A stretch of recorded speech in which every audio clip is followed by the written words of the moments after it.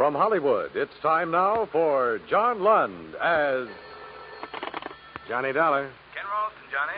Oh, hi, Ken. How's Kansas City? Take my word, in Hollywood it's better. Oh? You always liked Hollywood, didn't you, Johnny? You want me to? Now, there's a man there named Phil Gardner. He's up to here in starlets. In what? Starlets, young girls with big careers in front of them. Phil Gardner's an agent for them. So he needs me? Oh, we do, Johnny. Twin State Insurance. Gardner's been calling me every half hour. It's like this, Johnny. Gardner's insured a few of these starlets with us. One in particular for $50,000. So? So, mostly Gardner's been babbling. He says this starlet in particular might not live. Babbles somebody wants her dead any second. You like Hollywood, Johnny? Commission? Fat. Real fat. Hollywood. I like it.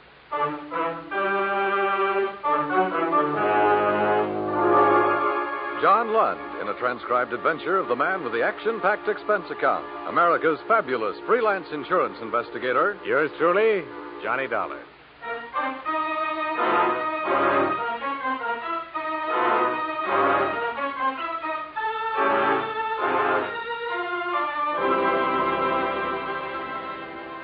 Expense account submitted by Special Investigator Johnny Dollar to Twin State Insurance Company, Kansas City, Missouri. The following is an accounting of expenditures during my investigation of the Starlet Matter. Expense account item 1, $227.70. Airfare round trip on coach out of LaGuardia, flight 601, flying west.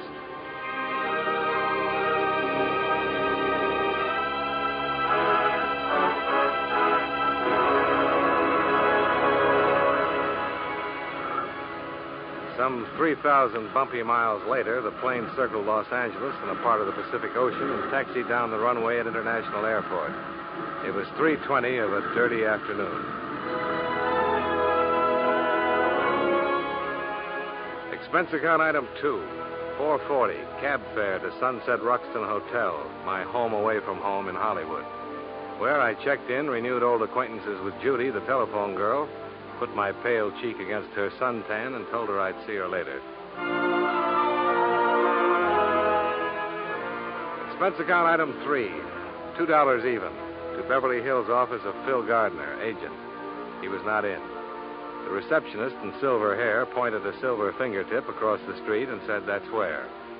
Chez Scotty's restaurant." And Mr. Gardner would be dressed with 2 vents in the back, a Tattersall vest, and blue suede sandals. And you know, he was. So you're the boy they sent from KC, huh? Wait, I'll scooch over a little. You can sit down. Yeah, thanks. What's your name? Dollar, Johnny Dollar. You want to see a picture, Johnny? Here, take a look. That's Toby. Toby? Toby Drake. You've seen her in pictures. I have. You're living. You must have seen her in pictures. Loyal moviegoers like you are going to make a star out of Toby. Well, I'm happy for both of you. If she lives. Somebody's going to kill her, Johnny. Murder her dead. Now, she's a sweet kid. It shouldn't happen to her to die from these anonymous threats. Look, why don't you give it to your press agent? Johnny, believe me, on my knees, I tell you. If I want publicity, I give it to the cops. I'm not kidding, Johnny. The kid's scared. She's in a lot of trouble. Call for you, Mr. Gardner. I'll plug it in here. Oh, thanks, Charlie. Right this way. Gardner speaking. Snap it out. I'm busy. Huh? No. Yeah, huh? No. Yeah. Skeptic. Huh? I just called you skeptic. What's that mean? Toby's dead. Her boyfriend called. I should be the first to know. I'm sorry. Look, I'll drive you over there. You'll want to see for insurance purposes, huh? I'll use the Jag. I'll put the top down. Sure. You wouldn't go to a funeral any other way, would you, Phil?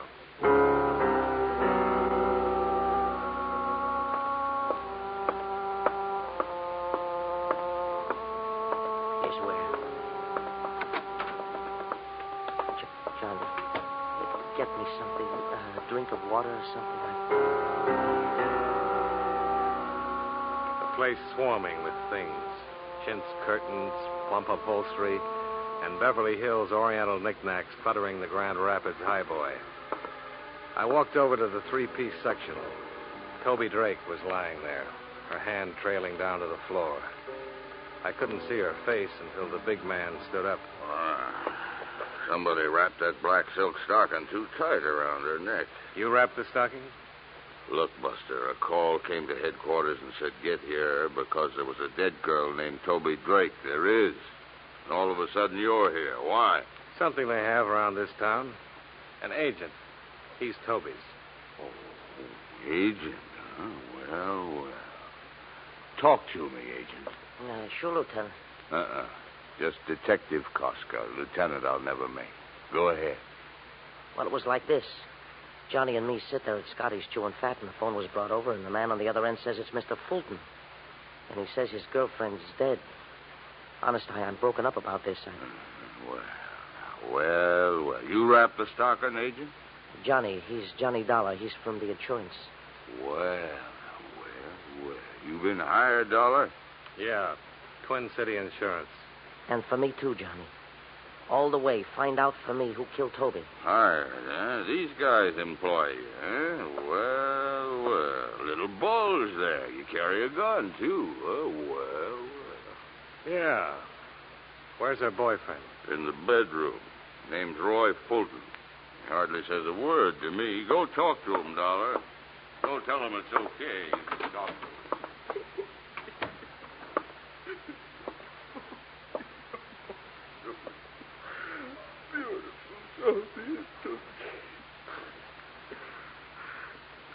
Who are you? Johnny Dollar. I'm an insurance investigator. Toby's dead. She was murdered, Mr. Fulton. I'm trying to find out who did it. We had a date. I came here. I saw her.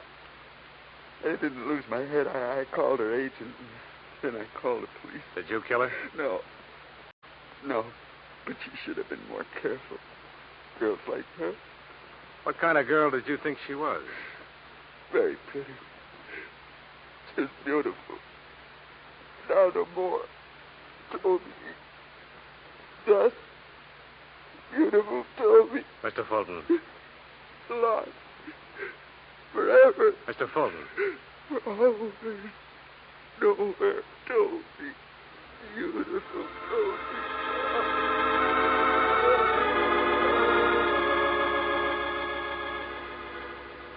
I couldn't get through to him anymore. I gave him back to Koska, and I got out of there. A few thoughts on Toby Drake. Toby, a kid who'd once maybe won a beauty contest. Expenses paid to Hollywood, shake hands with the stars. A nice kid. Pretty kid on her way, now dead. I bought a paper and went back to my hotel. The lobby desk came first. Hi, Mr. Dollar. Any calls for me, Judy? You got a call with a message. You want it? Why don't you come over here and give it to me, Judy? I've never seen you standing up. I'm taller. The message came in 10 minutes ago. You want to reach for it? Shall I read it to you? Read it. Goes like this. First Toby, then Stella Martin. You can't stop it, Dollar. First Toby, then Stella Martin. You ad-libbing this, Judy? Says right here. Who left the message? I took the call. The man said it and hung up. What Stella Martin does he mean, Mr. Dollar? I wish I knew, baby. You think maybe the starlet Stella Martin used to be a starlet? She's not around much anymore. Starlet, huh? How would I get in touch with a starlet, Judy? Oh, I know. Hand me that phone book.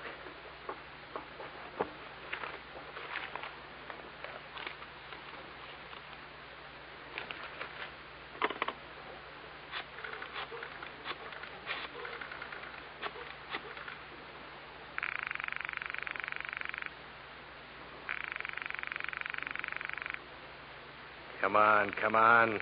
Who are you calling? A man who knows starlets past and present. Agent Phil Gardner. Oh. Not in, huh? Why don't you try Hollywood casting, Mr. Dollar? They'd know. Yeah. Thanks a lot.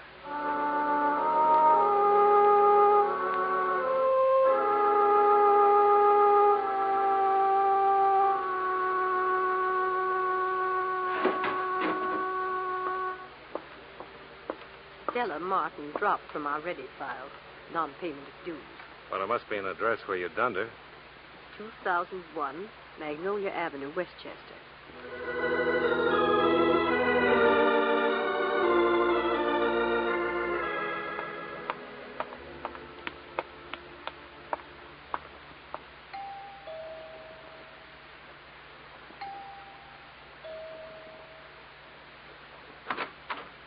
You want what, mister? Stella Martin. She live here? Uh-huh. You're who? Johnny Dollar. Investigations. You got a card that says that? Let's go inside, huh? Just you got a card, just show me. Miss Martin here? No card, huh? Suppose I say yes, she's here. Then what happens? I said inside. Glad you did that, Sonny. Now I got a reason. Now cut it out. I just want to... You're smaller than you look. Oh, try me.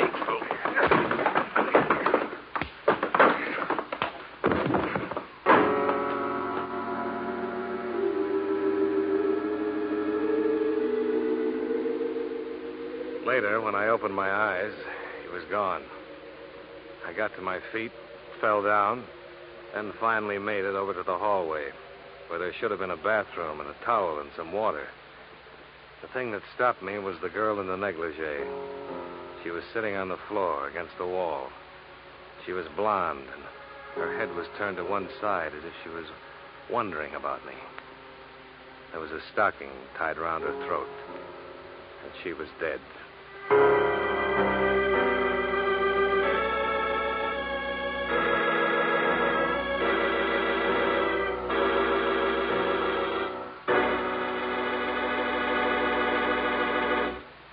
We'll return to yours truly, Johnny Dollar, in just a moment.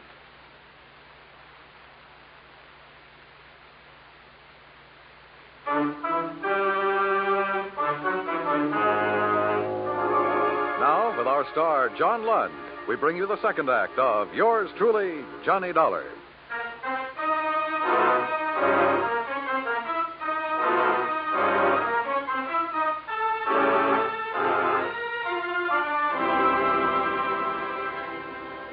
I'd seen the dead girl a couple times.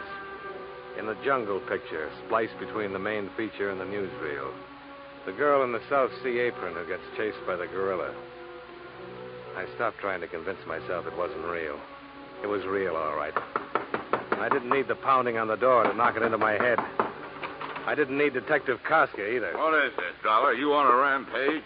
Now, you want to know what happened, or you want to be a big man? Just be gentle with me. That's all I want you to do. 15 minutes ago, I was in a warm bed. So just be gentle. I got slugged.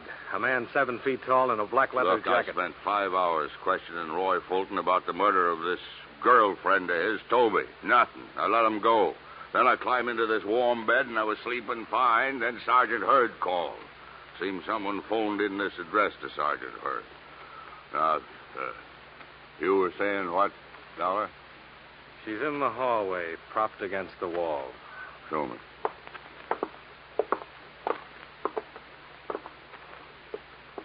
Sigh a deep sigh about the warm bed, Koska. She's young and she's strangled. And her name's Stella Martin. You want to clear it up for me? I got word about her. I came here and a guy clobbered me. I woke up a few minutes ago. Nobody gives me words, Dollar. Why you? I don't know why. If I knew why, I'd know who. You want to listen about a guy in a black leather jacket? 7 feet tall, huh? Yeah, about. Brown felt hat. Find him. That oughtn't to be tough for a big man like you. Don't be sour on me, Dollar. You took some lumps. You see this, kid? What? Yeah. She's holding something in her hand. What? Well, now, well. Read it, Johnny. Read what it says. There'll be another one tomorrow, Dollar. Another one tomorrow, Dollar.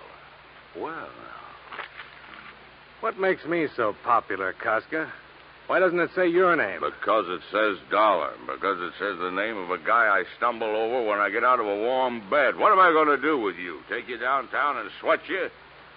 Get out of here, Dollar. Get out.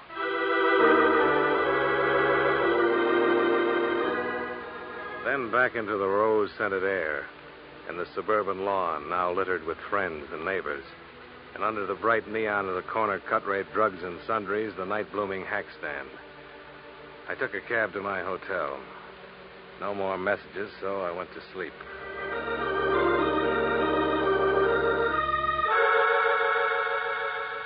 And the next morning, the sound of the telephone screaming the name of Phil Gardner, agent. Get here, it said. So I got there. Girls drop like flies where you walk, Dollar. I read the papers this morning, and you were there, and another one dropped. Now, what's the matter, Phil? Only yesterday we were in love, you and I. Now, don't ask me, can't we even be friends? It's a tired line from a tired guy. I don't like tired. Let me tell you something, Phil. I'm glad you called. You were going to be my first stop. Now, look, you were hired to maybe prevent Toby Drake's dying, and this you were a flopola, a stinkeroo. Then you stay on, maybe you could come up with why Toby, a talented girl, had to die. Well, like I said, stinkeroo. On your feet, Phil. Now, keep away from me, Johnny. On your feet. Now, Now we talk. I'm talking. You killed Toby, Phil? Oh, my arm, Johnny. Toby was on her way, maybe a star soon. Also with insurance, $50,000. Beneficiary you. My arm. That why you killed her? Johnny. And all this big talk on the phone this morning. Get down here. Cover up talk, Phil. All right. And we'll try the name Stella Martin. I'll level with you. Just let go my arm. Stella Martin, a 3 months ago pickup. From Dorcas Drive-In on Santa Monica. A guy gets lonesome for a car hop like Stella. A friendly pickup, so help me. Huh. You did lovely, Phil. Now, one thing more. You know a man who wears a leather jacket who's 7 feet tall? Somebody help me. I got a madman loose. Goodbye, Phil. You've made the morning even worse.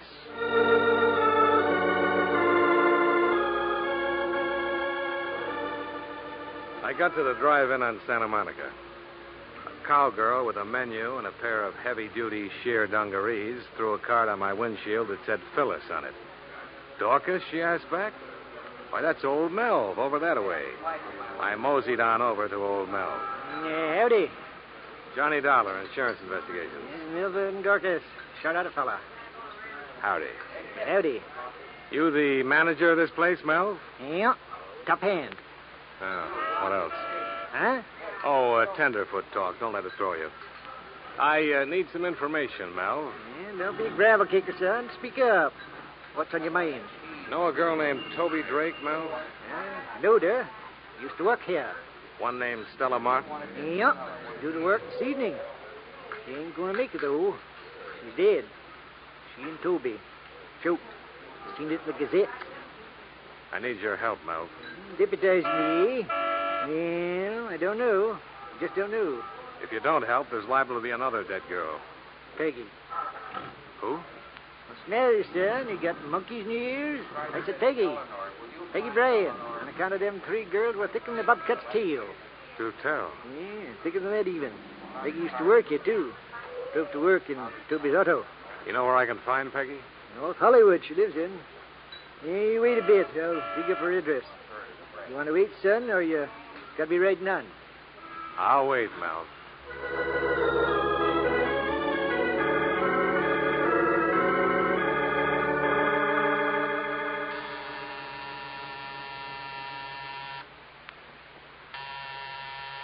Get away.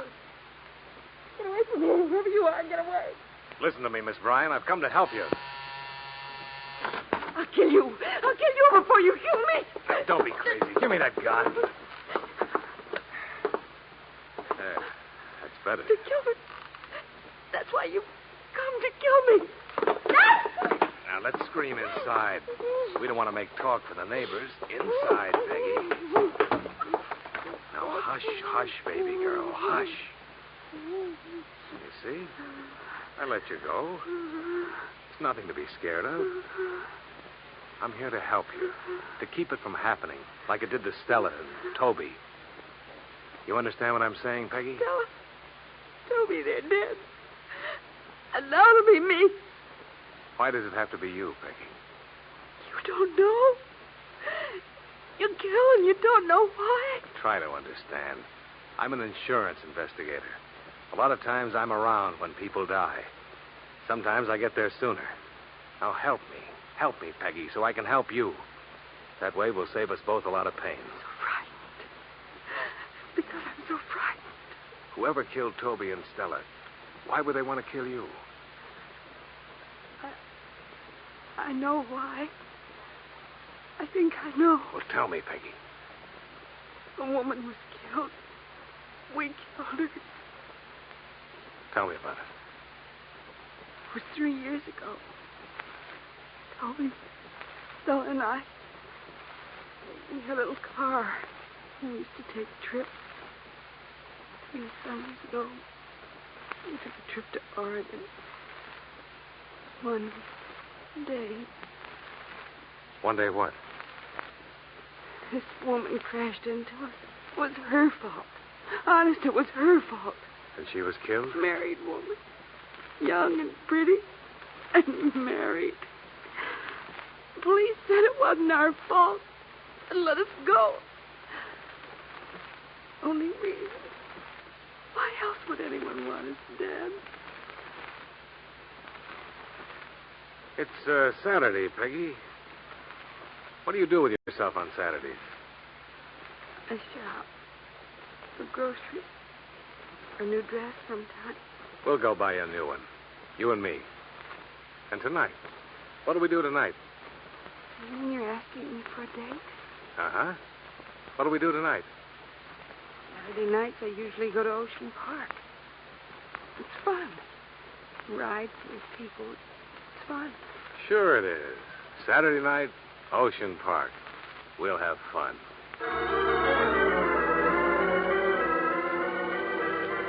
So I made a lot of phone calls.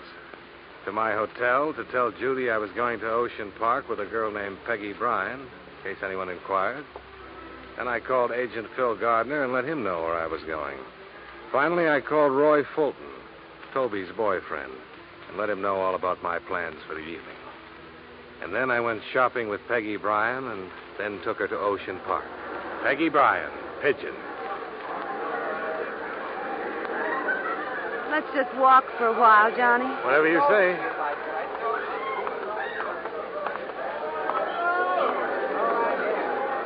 You hungry, Peggy? Let's go on the roller coaster. Sure. Peggy, What? just stand still for a moment. Look around you. Do you see anybody you know? No. I know what you're doing, Johnny. Why, sure. I'm on a Saturday night date with a nice girl. You think you'll find me here, Johnny? You want me to level, don't you? Is he going to kill me? I'm going to try to stop him, Peggy. Come on, let's eat.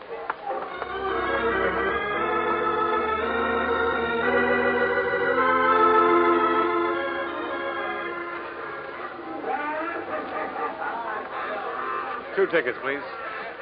Thanks. Let's go, Peggy. Stay close to me, Johnny. A girl can get lost in the fun house.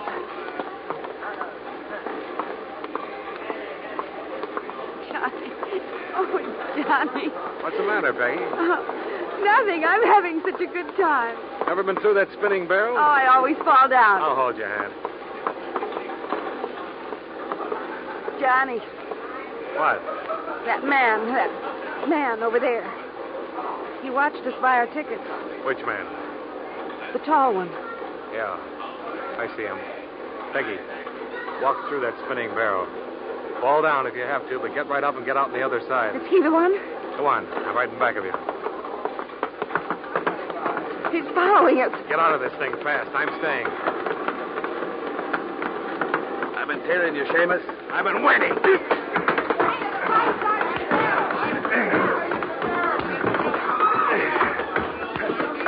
You had enough, Shorty? Yeah. Come on, I'll drag you out of here. Now talk. Talk or so help me. You're crazy, Seamus. Talk. You think I killed her? I didn't kill Stella. She was dead when I got there. I swear she was dead. Yeah, sure she was. And you came in. I went crazy. I wanted to kill. Something to get even. And why are you following me? Because you're a Seamus. If we get to the killer, I want a piece of him. I didn't kill Stella. I was in love with her. You gotta believe me. You got to.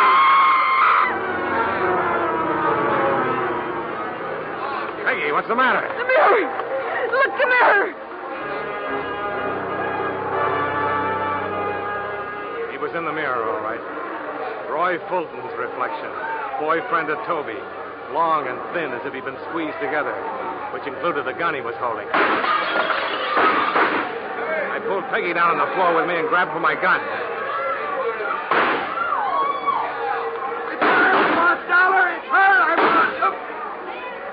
Something happened to him. Something red that splintered in the front of his shirt. But he kept coming. Then the something caught up with him.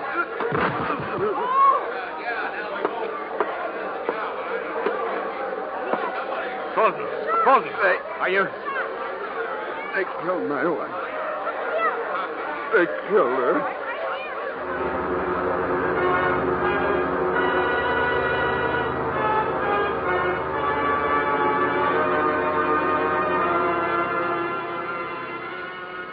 Expense account item 4, 1995.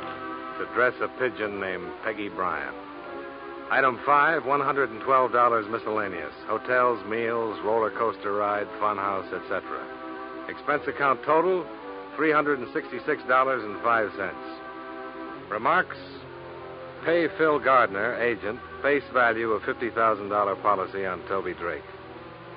Well, all in all, from your point of view, my trip to Hollywood was a failure. From my point of view, I kept one girl out of 3 alive, and I was lucky at that. Luckier than you usually get in Hollywood. Yours truly, Johnny Dollar.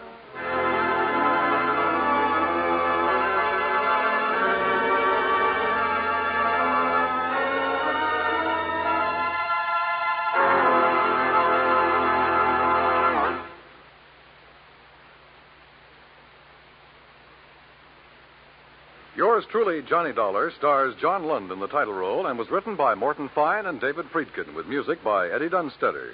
John Lund can currently be seen in the Universal International picture Just Across the Street. Featured in tonight's cast were Raymond Burr, Dick Ryan, John McIntyre, Sidney Miller, Victor Perrin, Virginia Gregg, and Jeanette Nolan. Yours truly, Johnny Dollar, is transcribed in Hollywood by Jaime Del Valle.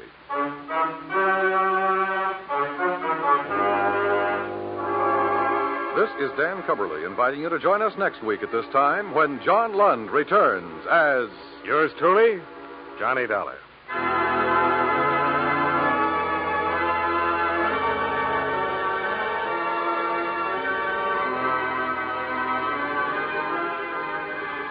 Tomorrow, Gangbusters brings you on CBS Radio another true crime story, naming names and places, giving complete details on the operations of a ruthless criminal gang, showing you how the cops, after a bitter manhunt, put them out of business. Every Saturday night on most of these same stations, hear Gangbusters, the program that gives criminals wanted descriptions that help the public enforce the law and often collect rewards for their good citizenship. Gangbusters, Saturday nights on CBS Radio.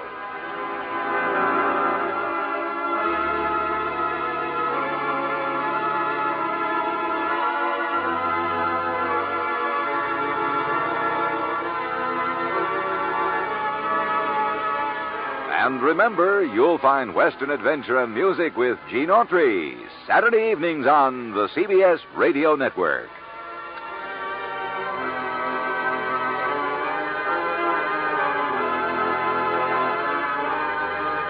From Hollywood, it's time now for John Lund as... Johnny Dollar. Dollar, my name's Younger. Lieutenant Walt Younger. I'm with the Marigold Police. Marigold Police? I guess maybe you never even heard of my little town, about 50 miles to the north. Oh, yeah, sure. I understand you're a pretty good friend of Joe Hickey's, Mr. Dollar. Joe Hickey? Yeah, I know Joe. Used to do a little work for me now and then. That all? Well, yeah. Why? Joe was killed last night, Mr. Dollar. Shot to death. Found his body this morning. I'm sorry to hear that, Mr. Younger. Anything I can do? If you could get away for a couple of hours and come on up here, we'd sure appreciate it. Sure, I'll come up, Mr. Younger.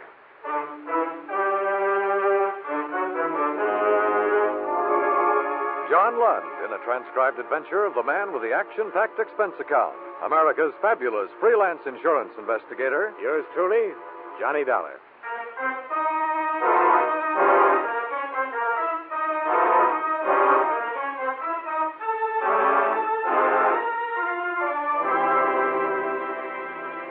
Expense account submitted by Special Investigator Johnny Dollar to Chief of Police, Marigold, Connecticut. The following is an accounting of expenditures during my investigation of the Marigold Matter. Expense account item 1, $2. Bus fare and incidentals, Hartford to Marigold, which turned out to be a little village settled in a sloping valley that was white and clean with fresh snow. A local citizen in galoshes and sheepskin jacket told me that the building that looked like a bookshop was the police station. And sure enough, it was. And two men who looked like anything but policemen greeted me. Hello, Mr. Dollar. I'm Walt Younger. I talked to you on the phone. And I'd get here. Sergeant Cherry. Mr. Dollar? Sergeant Cherry. Have a chair. Thanks. Nice of you to meet Mr. Dollar. It's about Joe Hickey. Well, sir, he's been murdered. We don't know why or who did it. How well did you know him, Mr. Dollar? Oh, he did some legwork for me when he lived in Hartford. I see. Here. This was on him. It's for you. What? We found it on his body. Go ahead, open it.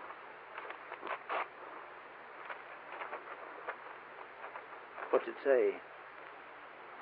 Hi, Johnny. How are you? Good, I hope. I'm in the loan business up here now. You ought to come to see me. Besides, there are some funny things going on. And I could use some help from you for a change. Could you come up and give me a hand? Regards, Joe Hickey. Dated yesterday. Guess he never got to mail it. Yeah.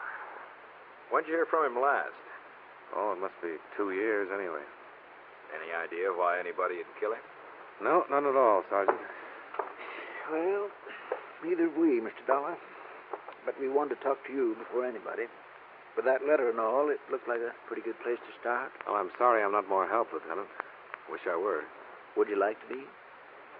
Yeah, I would. Cherry and I are the only cops on the Marigold force outside of 4 kids we got in uniform. We've never had a murder here, Mr. Dollar. We don't have a lot of facilities for this kind of thing in my little town. Well, if that letter had been mailed, I'd probably be here right now anyway, Mr. Younger. Hickey was a nice little guy. I'd like to help.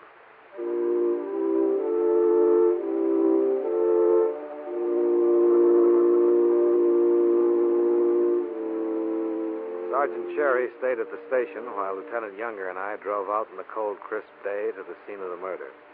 A bend in the road about a mile out of town.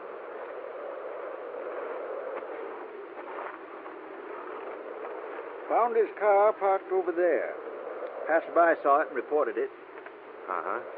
I figure he drove out with whoever killed him. Could he have met the killer here? Well, no prints in that snow over there. Of course, snow's awful dry, and the wind blowing, tracks could be covered, too. Wind enough to cover a gunshot, you think? I think so, yeah. What did you find on him? Everything. It wasn't robbery, it was something else. Maybe revenge. How's that? Well, I don't know, Mr. Dollar. Joe Hickey was in the loan business. He might have made some enemies. Can you think of any offhand? No, not yet. Can you? No. Any old ones over in Hartford? Not that I know of. Bullets came in at close range. He must have trusted whoever did it. Where's the body? The morgue. Waiting for an autopsy. Now, if I was a big city force, I'd have all that done already. And I'd have a lot of questions to ask a lot of people. But I don't have anything yet. Kind of like to peek around first and see just what kind of questions I'll want to ask when I do ask him. Well, maybe that's the best way, Lieutenant. Who saw him last? His wife. I talked to her. Ever met her? Once or twice, yeah.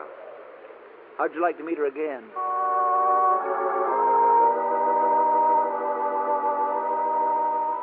I didn't want to particularly, but I had a feeling that old Walt Younger wanted me to. He waited for me in the car as I went in to see Joe Hickey's widow. She'd aged a bit since my days, but not too much. It was sweet of you to come all the way out here, Johnny. I'm glad you're here. It's nice to see you again, Pat. I'm sorry the circumstances are what they are. Johnny, I can talk to you, can't I? Why, sure, Pat. What is it? Oh, I feel so awful. Joe and I hadn't been exactly hitting it off lately.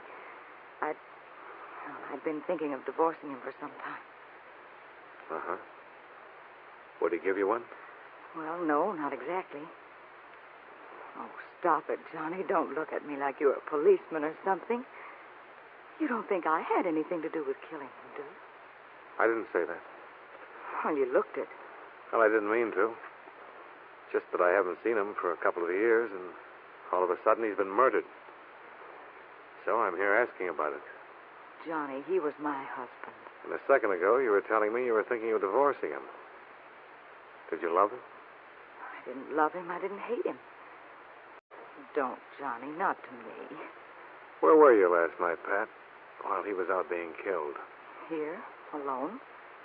He left about 8 o'clock and said he had some business to attend to. He never came back. Anybody call you? Anybody drop in and see you, Pat? No. Did he happen to tell you why he was sending for me? No. Did he mention my name at all? No. Johnny. What? I've done nothing wrong. I'm sorry, Pat. I didn't think you'd mind the questions from me. Well, I do. Somebody's going to have to ask them sooner or later. I'd rather it wasn't you. I thought you were my friend. I am. And I was Joe's friend. Please go. Okay, Pat.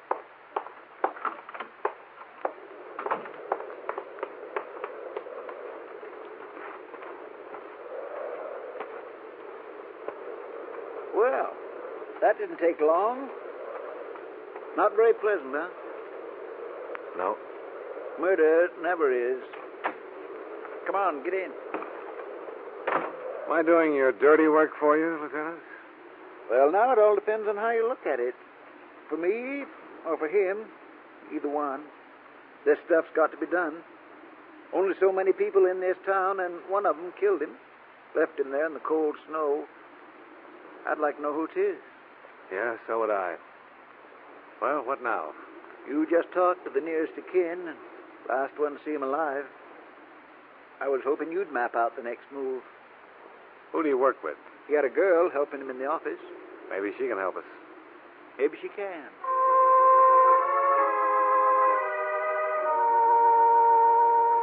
Her name was Vivian Asher.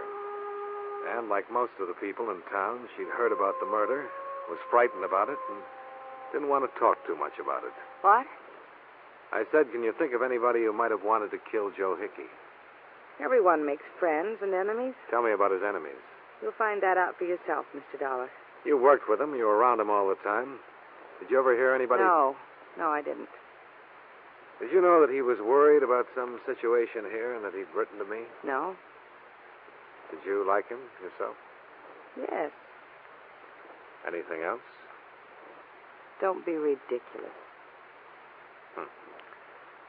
How long had you worked for him? 2 years. Did he treat you well? Fine. We got along fine. And incidentally, I didn't kill him. I was at the Shamrock Grill last night, from about 8 until 1. People saw me there. Oh. You're pretty efficient, after all. I try to be. I wish you'd loosen up on those people in town he didn't get along with. It'd help a lot. All right. What? I'll go through his files. Anyone there I can recall him arguing with or not getting along with, I'll make a note. Fair enough? Fair enough. I can't guarantee it'll be a complete list. I'd appreciate anything. Well, give me an hour.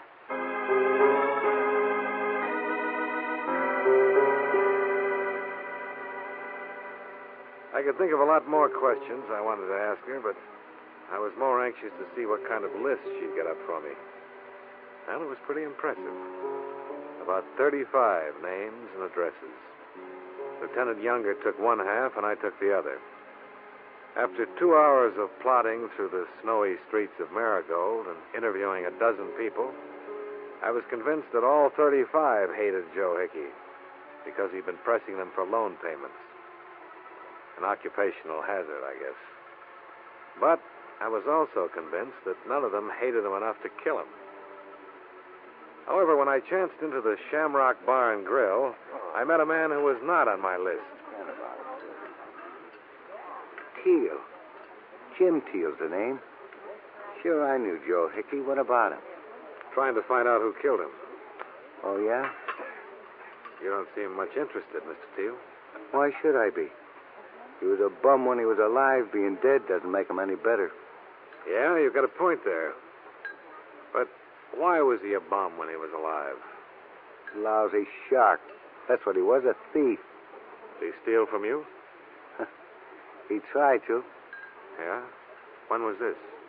Why, just last week. He came to me with a paper and said that I owed him $235 on my car.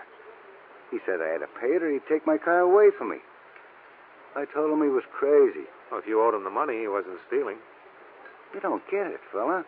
I didn't owe him any money, not a dime. What? I paid off that loan months ago. You were just trying to pull something, that's all. Other people tell you the same thing. I've talked to quite a few others. None of them have told me anything like this. Then you haven't talked to enough people.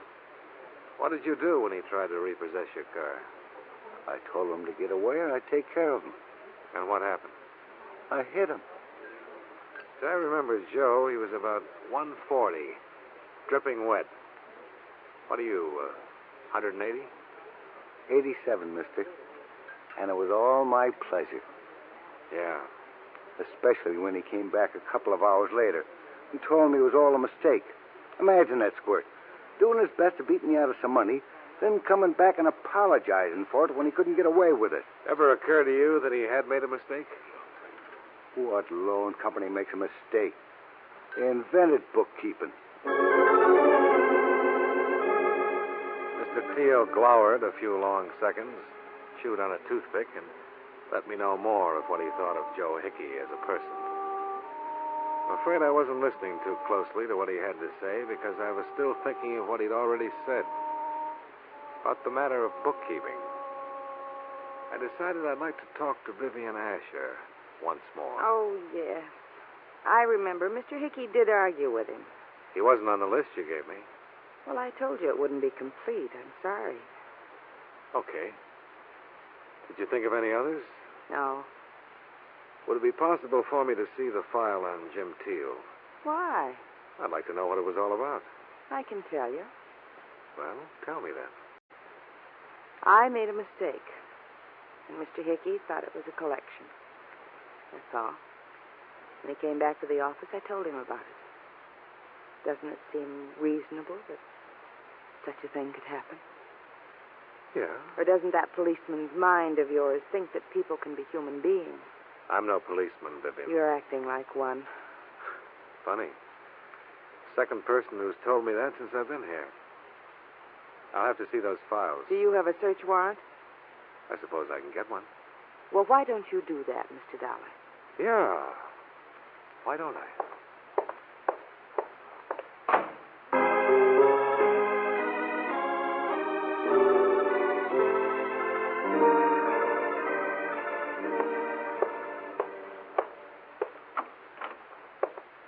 Oh, Mr. Dollar. Hi. Hello, Sergeant Cherry. Is Lieutenant Younger back yet? Not just yet. Can I help you? Yeah. Can you get me a search warrant for Hickey's loan company? You run across something, Mr. Dollar? Maybe. Well, I'll have to call Frank Pretorius. He's the county attorney. Might take till tomorrow morning. Oh. We're not incorporated here, you know. Not very fast. Yeah. Well, never mind. Look, I picked up this ashtray in Vivian Asher's office. There's some good prints of hers on it. Can you wire them out when you go over to the county seat? Yeah, sure. Do you think that she had it? I don't know. Just checking. Somehow I think that she might have a background. Really? After Sergeant Cherry left, I found myself holding down the desk in the Marigold police station. A light snow began to fall, and in an hour the whole town was wearing a new blanket of white. Lieutenant Younger stomped in, reported no luck, but wondered if I'd like to revisit the murder scene with him. I said I would, and we drove out there once more. Warms up when it begins to snow. Ever notice? Uh-huh. I've been thinking about it all day, Mr. Dollar. Somebody made a real mistake. How's that? They didn't expect Joe Hickey's body to be found till spring. Look, we found it right there. But if he'd fallen down over there, why, he'd have been covered with 20 feet of snow before winter was over. Yeah. Seems logical. I think maybe we'll find out a lot when they dig those bullets out of him. If we ever get 'em dug out. Things in my little town must seem awful slow to you, Mr. Dollar. We're still trying to sober up the doctor so he can play coroner. Ain't that awful? Well, if we... Lieutenant Younger fell down. I went down with him. It was dark, and I didn't know who was shooting or from where. But I did know that somewhere along the line, among those people in town, Lieutenant Younger or I had already talked to the killer of Joe Hickey.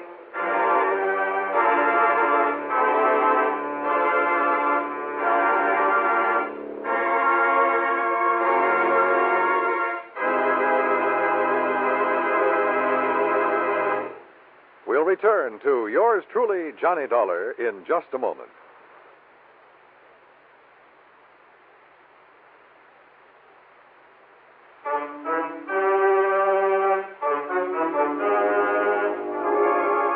Now, with our star, John Lund, we bring you the second act of yours truly, Johnny Dollar.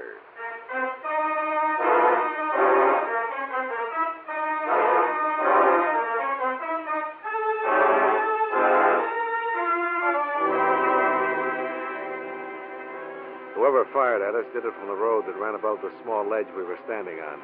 Neither one of us was armed, and there was nothing to do but stay close to the ground. When I heard a car sliding away down the road, I figured it was safe to get up. Lieutenant Younger was crumpled in the snow, his blood staining it. But he was still alive. I got one in the leg and one in the shoulder. Yeah. I better get a tourniquet on that leg. Take my belt. Oh, yeah, my tie will do. This isn't a very safe part of the country to be in, is it? No, not very. There. Oh, how's that? Fine as a fiddle. You think you can make it back to the car? Give me a little help. One good thing about this. What's that?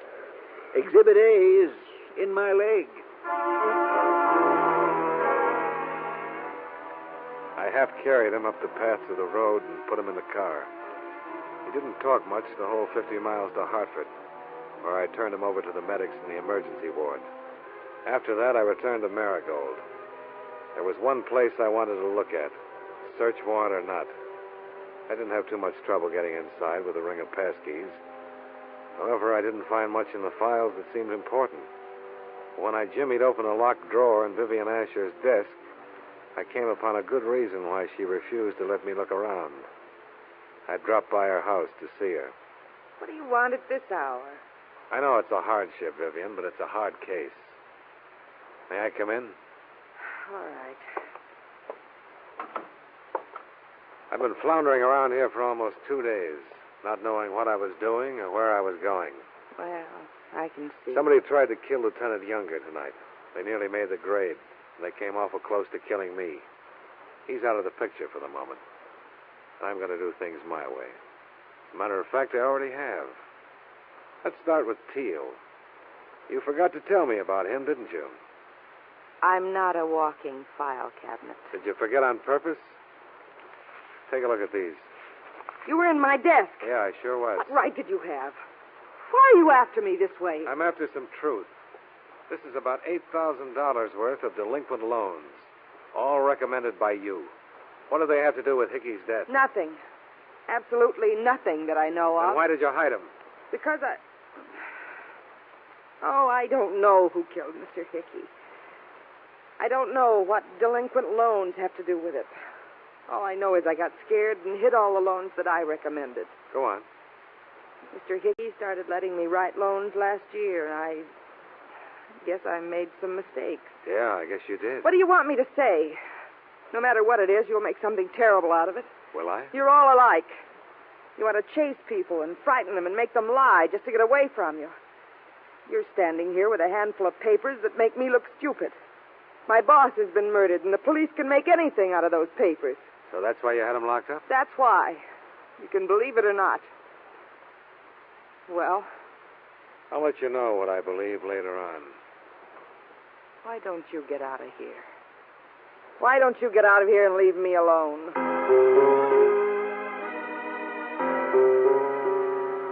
I got out of there, but I didn't leave her alone. Instead, I stepped around to the side of the house and watched her through the dining room window as she told her troubles to an unidentified party over the phone. When she hung up, I moved around to the front of the house and took a plant across the street. Nothing happened. About midnight, she turned out the lights and went to bed.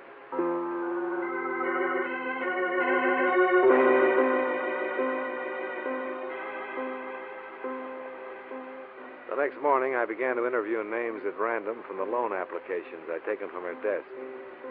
After 4 interviews, I quit, because all 4 parties involved vehemently denied being delinquent and furnished receipts to prove it. I spent an hour walking, talking to myself. Then I went back to the station with even fewer ideas as to how and why Joe Hickey had been killed. Gosh, where you been, Mr. Dollar? Oh, out getting some things done. What's that? Just came in. Vivian Asher. Oh? How's it look? Not good. She's from Kansas City. Let's see here. 1940 and 41, 6 arrests. Conviction in 42 for car theft. 2 years.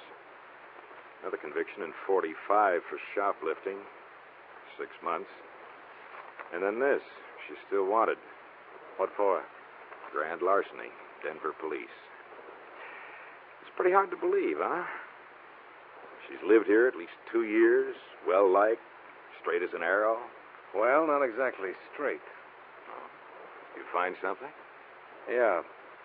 She's been writing loans delinquent and pocketing the payments for a long time now. Do you suppose Hickey caught her and she shot him? Yeah, probably that's it.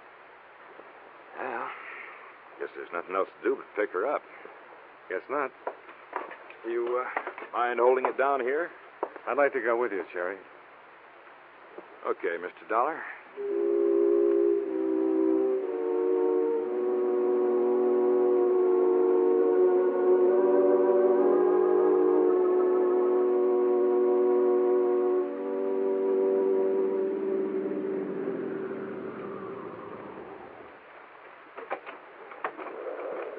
I don't think I'll take any chances with her, Mr. Dollar. No, I wouldn't. No, sir. She's been acting up quite a bit. Hickey dead.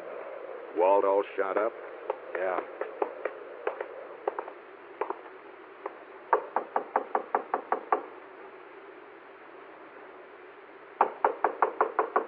Maybe she's out. No, she's home. How do you know? Car's in the garage. There. Oh. Terry! Put down that gun, you crazy fool. Let go of me, Dollar. He was going to kill me right here. Yeah. All right. Let's have it. And what? I just saved your life, and I want to know about him and about you. Come on.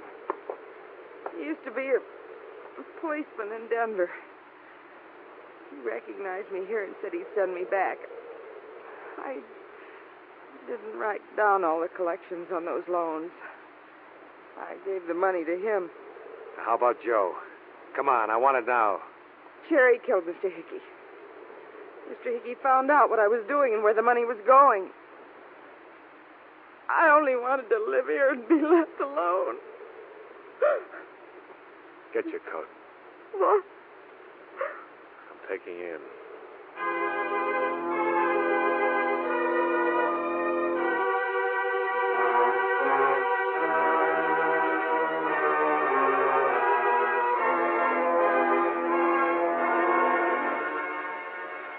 A check with the Denver police revealed that Cherry had been on the force there for a short time, then been discharged for conduct unbecoming an officer.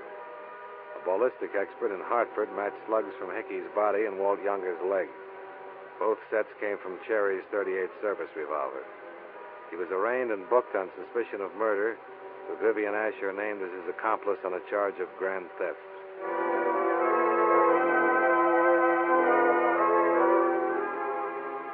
Expense account item 2, same as item 1. Fare back to Hartford. Total, $4, even. Yours truly, Johnny Dollar.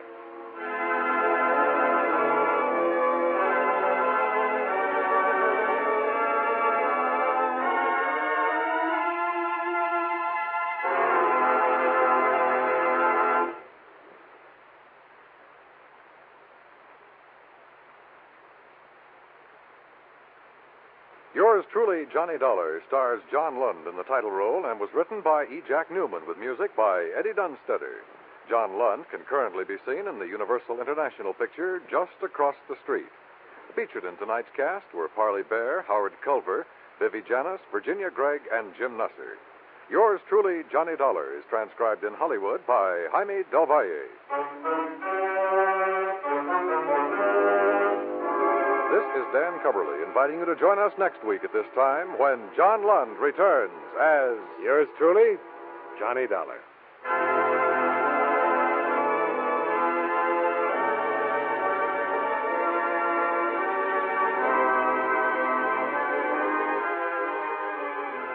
If you like your thrills to be real, your adventures to be true to life, Gangbusters is the show for you. Every Saturday night, most of these same CBS radio stations bring you this enthralling drama that names names, places, and dates in the nation's battle against crime. Oftentimes, the police official originally involved in the case narrates the story. Full of action, bravery, and realistic excitement, Gangbusters brings you new thrills straight out of life every Saturday night on CBS Radio.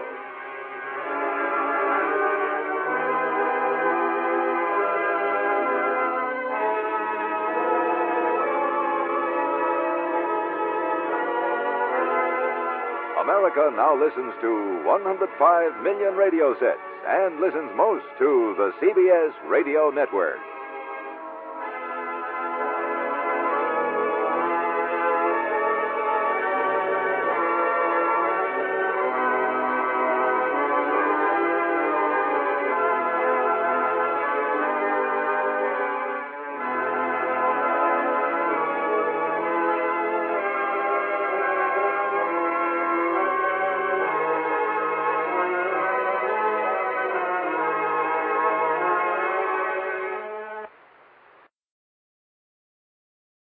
From Hollywood, it's time now for John Lund as... Johnny Dollar. Bird Welch, Johnny. Want to give my regards to Broadway? You mean tell all the boys at 42nd Street? No, 46th Street. Want you to run down there and see a theatrical agent named Lou Waltham. What's the pitch? Well, he handles a lot of high-priced talent, insures them with us for all sorts of things. Accidents, injuries, missed performances, the usual. Well, what's the trouble? Actually, I don't know. I want you to check on an application he made for overall coverage on Kay Bellamy. The singer? Yeah. Well, if she looks like she sounds on my record player and radio, I'm going to love this. And we'd love to insure her. Waltham wants her covered for almost $2 million. Protection against everything up to and including being bitten by a tsetse fly, but... For what? The answers to the application questions don't seem to check out. I think we'd like to know a little more about the girl. As a matter of fact, I think Waltham would like to know a little more himself. Well, that makes three of us, because now you got me interested.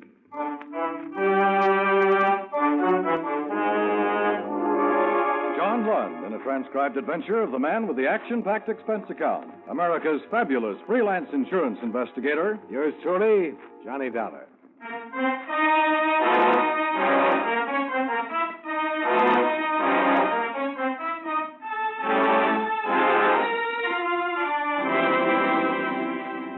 Expense account submitted by Special Investigator Johnny Dollar to Home Office Hemispheric Insurance Company, Hartford, Connecticut.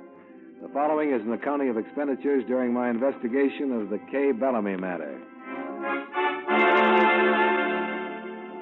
Expense account item 1, $22.40. Plane fare and incidentals from Hartford to New York and cab fare to the Madhouse on 46 off Broadway, where Lou Waltham housed his talent enterprises. I ran the gamut of would-be thespians, and his haggard secretary covered my rear valiantly as I plowed my way from the outer office to the inner sanctum. You're the guy from the insurance company? Yeah. Is it always like that out there? I think I went suddenly deaf. Yeah, you're all right. This office soundproof. I go nuts if I listen to that yammering all day. There's Lou Waltham. Boy, Welch told me he was sending you down. About the policy you want him to write on Kay Bellamy. He doesn't think the application is as neat as it might be. Yeah, she's a valuable hunk of talent. I gotta have coverage. Well, then we need information. I need some myself. This time has been a headache from a word go. Maybe you better tell me about it. I'll give it to you straight.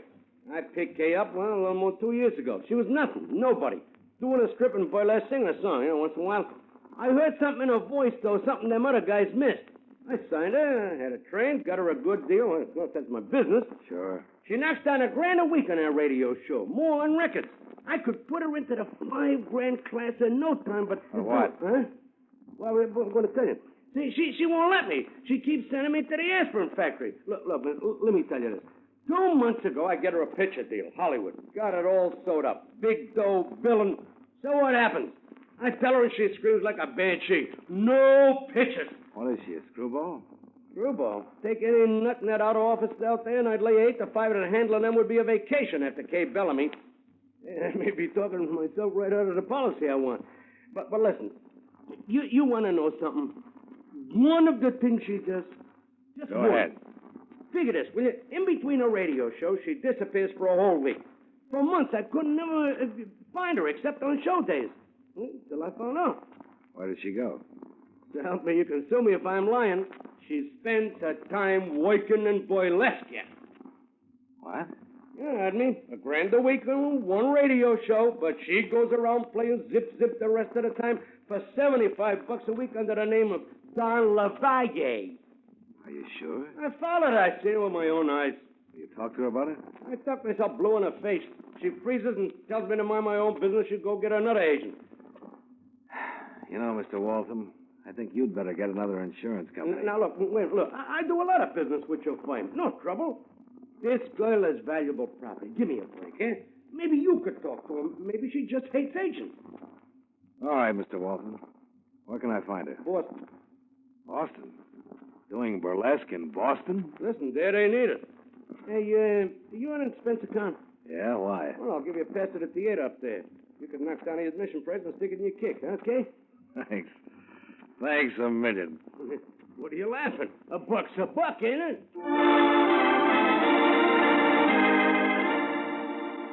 Expense account item 2, 1945. Cab and plane fares between Lou Waltham's New York office and the Burley Q Review in Boston, where Kay Bellamy, with a little Turkish veil hiding her face on the billboards, was dancing under the name of Dawn LaValle. The theater was closed in the later afternoon, but the sound of a piano came from the stage door alley. I walked backstage. There was no doorman, so I went through to the wings. Dawn LaValle was on stage, and the dance she was doing was enough to make me forget the inadequacies of the pianist and the despairing tone of the dance director as he tried to whip the lumbering chorus into a semblance of unity. All right. 1, 2, 3, keep. 1, 2, 3, keep. Keep in step, keep in step. Wait a minute. Got it, son. Son, got it. You, Lorraine, which is your left foot, darling? You only got 2. Make a choice. What do you want bucks a week? Vera Ellen, I'm tired. You're tired. Back it up, will you, Luxie? We're all tired. You don't need me for the rest of the numbers, do you? No, you're all right, Dawn, darling. Go get dressed, sweetheart. She walked into the wings, moving toward me in the semi-darkness. The piano had stopped, but she carried her own music with her as she moved. And it wasn't burlesque music. This girl was definitely on the symphony side. All right, girls, now get together and let's Miss Bellamy? Step 1, straight out. What did you call me? Kay Bellamy. All right, Sam. That is your name, isn't it? No, mister. Whoever you are. What are you doing back here anyhow? Get out of my way and let me pass. Look, I just want to talk to you for a minute.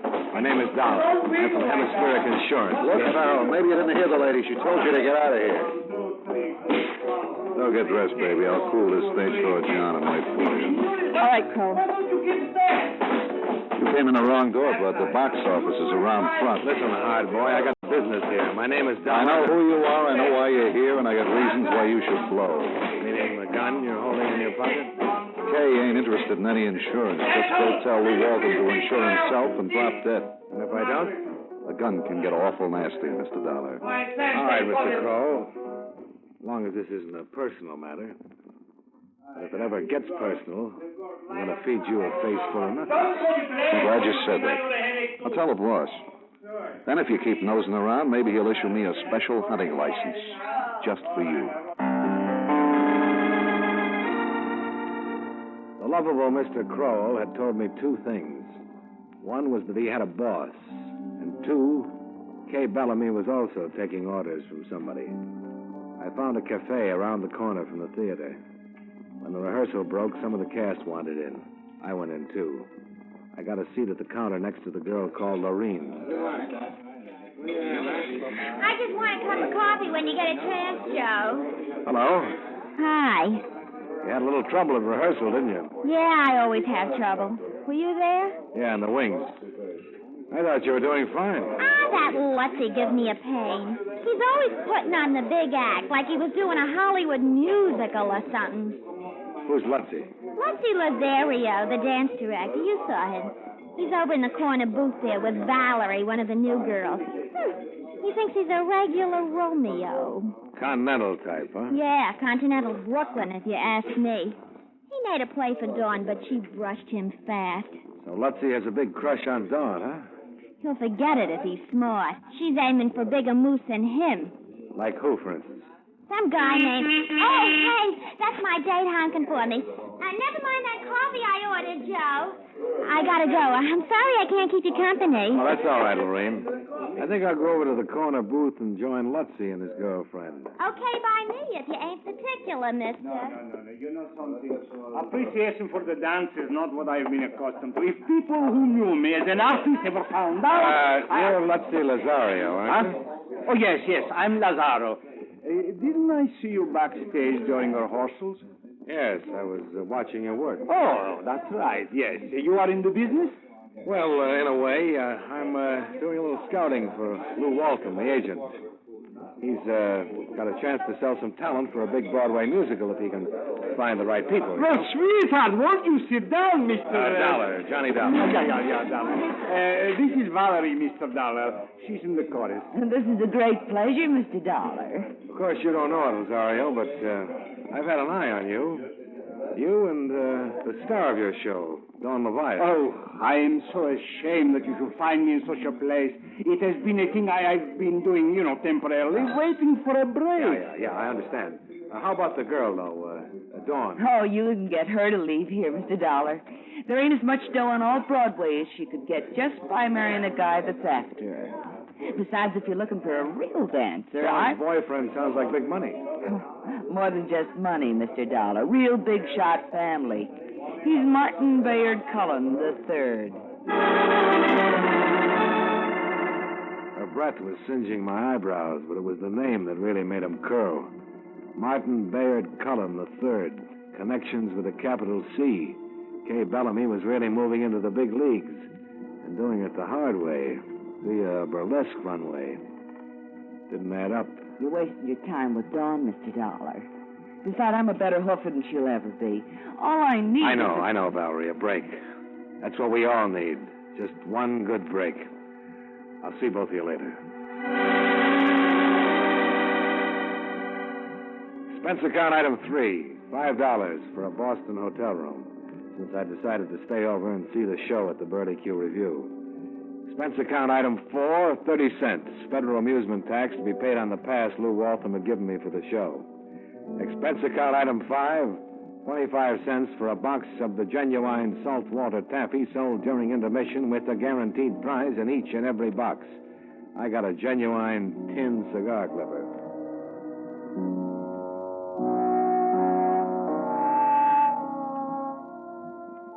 I watched Kay Bellamy, masquerading as Dawn Leviathan, take off everything the law would allow except the veil that covered the lower half of her face.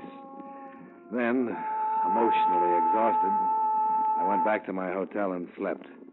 It was noon when I was wakened by a knock on the door.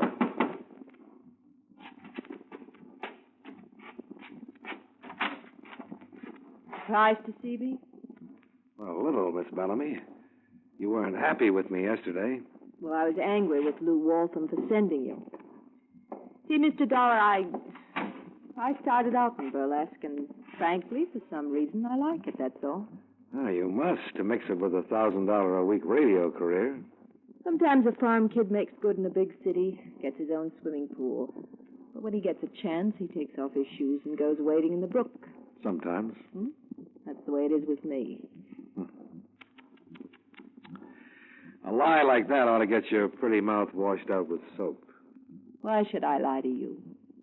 Besides, Lou Waltham has no right to insure me unless I want myself insured, does he? So why don't you forget it? And let's be friends. Johnny Dollar. Johnny, Bert Welch. I've had an awful time finding you. A few more minutes and I put through a call to you, Bert. I think you'd better forget about that Kay Bellamy policy Waltham wanted. The lady doesn't want to be insured. Even if she did, it wouldn't matter now. What do you mean? Lou Waltham is dead. What? He was shot and killed in his private office sometime this morning. Police just found the body.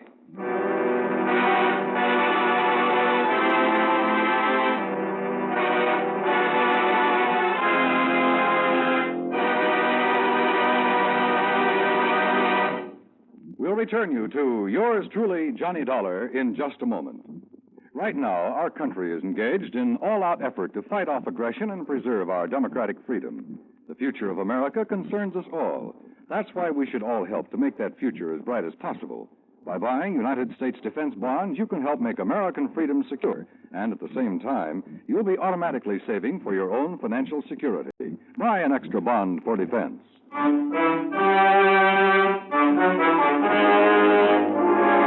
Now, with our star, John Lund, we bring you the second act of yours truly, Johnny Dollar.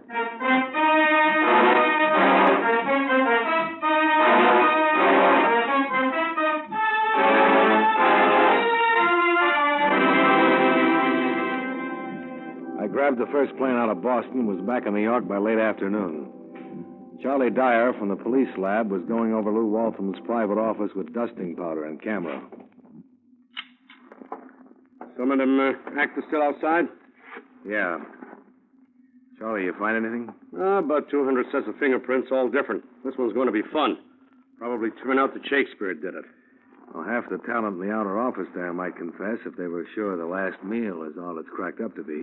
Maybe they're waiting to see if we're going to cast pallbearers. Hey, what are you doing here? Just looking over some papers on the desk, Charlie. Oh, come off it, Dollar. You know better than that. Lieutenant finds out I let you in here, he'd All right, call... Charlie. Look, just give me one break. You got the keys to this file cabinet? Yeah, why? Open it for me, will you? Just this one drawer, A through C. Come on, Charlie. Can't hurt anything. Oh, there's nothing in those files but contracts, Johnny. I know. I just want to look up a few things on Kay Bellamy. Singer? You think she did it? No, but... Well, I want to see the file, that's all. Come on, Charlie, will you? One peek. 5 minutes. All right. I finished that side of the room anyhow.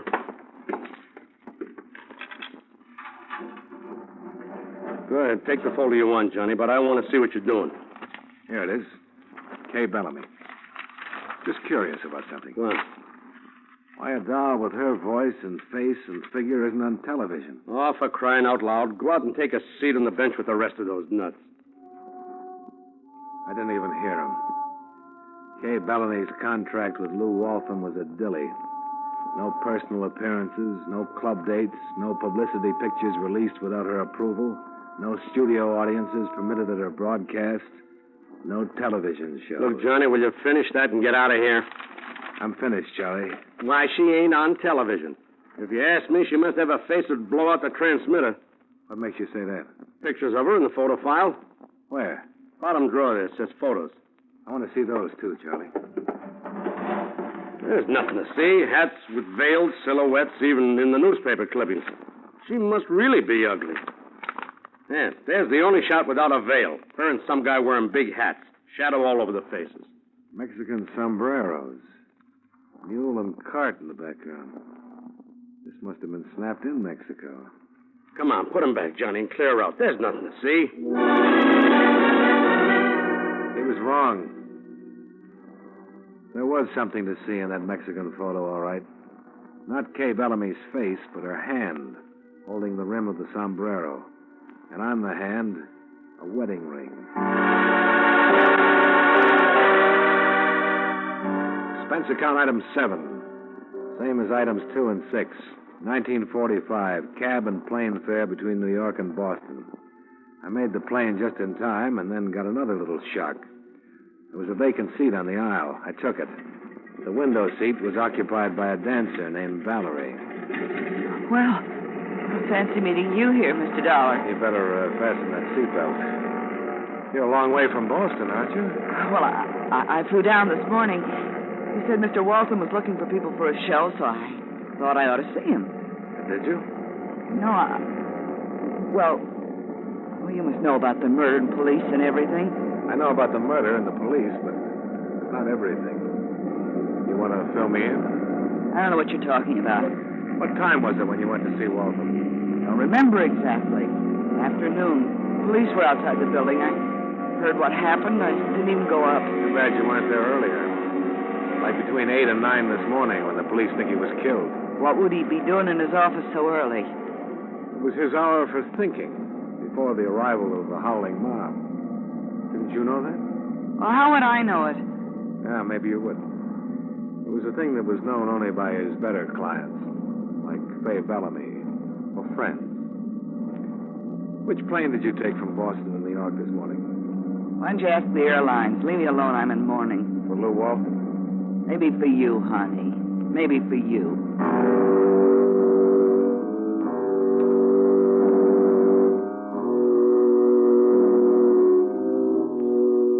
A lot of people were tying up together, and they were all tying around Kay Bellamy. But there was still no sign of the payoff. I had to find out where Martin Bayard Cullen III came into the picture. When we reached Boston, I taxied out to the exclusive Back Bay mansion that had housed the Cullens for generations. Martin III received me in the library.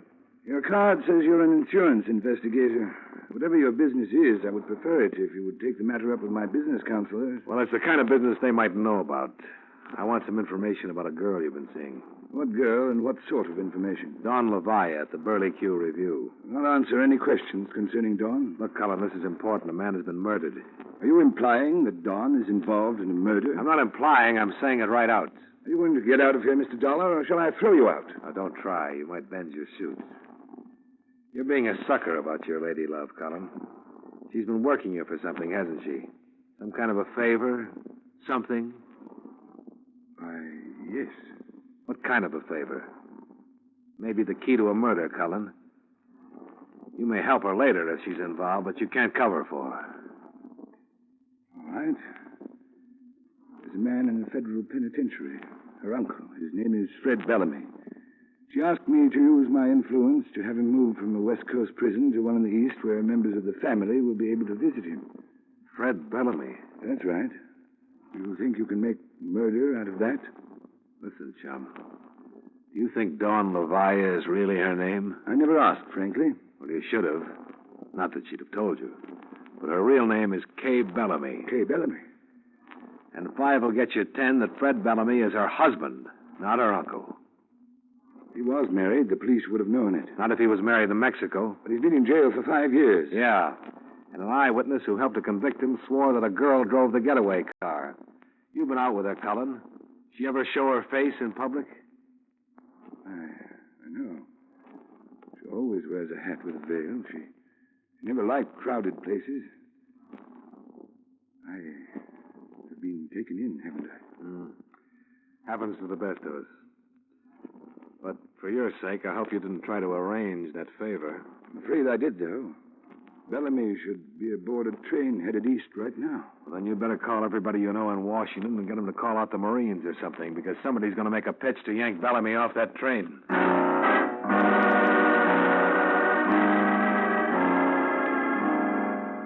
But it still didn't solve the murder of Lou Walton. He'd found out the same things. That was certain. But how? I kept thinking about it on my way down the gravel driveway from the Cullen house. Then I reached the street and started to think of another murder. One that looked like it was just about to take place. My own. All right, Nosey. Head for that car and climb in. You're a busy little fella, aren't you, Crow? Yeah, I asked the boss for that special hunting license, like I said. And I got it. You ain't gonna like this ride. You're crawling behind the wheel. All right, start it and get going. Too bad you have to work so hard all alone, Kroll. I just found out why you haven't had more company. I can handle you alone, Buster. I don't know. You look like part of a gang, Kroll. You're the type. But the rest of the boys are out meeting a train someplace, aren't they? The Fred Bellamy Special. Oh, I know your mouth has to be zippered. It'll be getting nice and dark, so... Pick a road out of town. Let's see a little country. Sure. Going fast enough for you? And I'll get funny. Slow down. Why? I like the breeze. You want this gun barrel across your teeth? No, but I don't want the bullet you're planning to give me either. It's got me scared. When I get scared, I get crazy. I don't like the idea of dying alone. You trying to bluff me? No. You ever hit the back of a 10-ton truck at 80 miles an hour? No, smart guy. Well, you're going to, smart guy, because there's one right in front of us. He turned his eyes away from me and saw the back of the truck looming up suddenly in the dusk. For a minute, fear paralyzed him. Then he gave a wild shriek and opened the door and jumped. He yanked the wheel hard, and the car missed the truck by inches. But Kroll didn't. His leap had smashed him right into the back of it. I felt my heart kicking up at something in my throat. I turned the car around and drove back to the Burley Q Review at 15 miles an hour.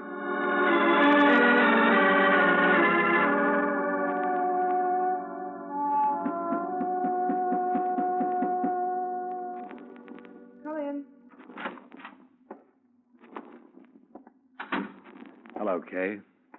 Oh, it's you. Yeah. Tired of running, Kay? Yeah, tired.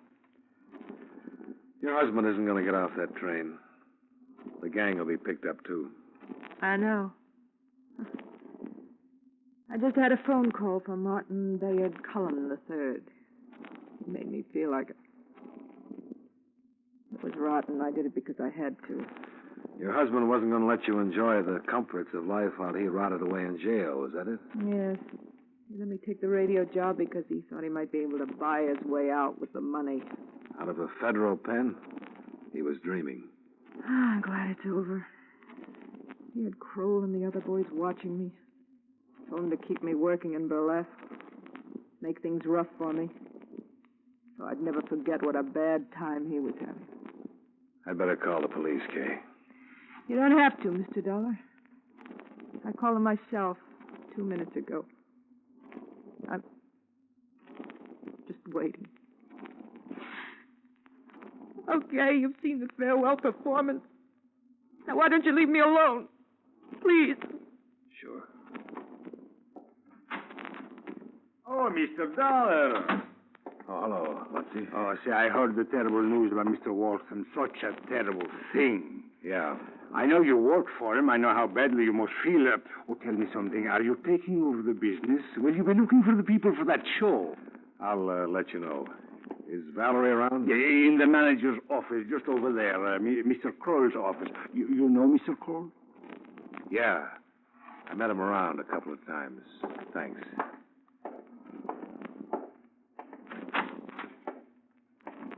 Hello, Valerie. You. Where's Kroll? I don't know for sure. Maybe out on the highway, maybe in the morgue by now. The morgue? His hunting license expired. You lost your boyfriend. He was nothing to me. No? Then why did you follow me to Cullen's house and then tip him off that I was there? I don't know what you're talking about. Let's try something else then. You went to New York with him when he killed Waltham, but you took different planes coming back. All right. So he killed Waltham, and now he's dead. What does that make me? An accessory. No. No, look. Listen to me, Mr. Dollar. I didn't know what he was going to do. I didn't even know why he was going to see Waltham. First I knew it was trouble was when I was sitting in the outer office and I heard them yelling, and then I heard a shot. You mean Kroll was in the private office with Waltham? You didn't see them together? I couldn't. The door was closed.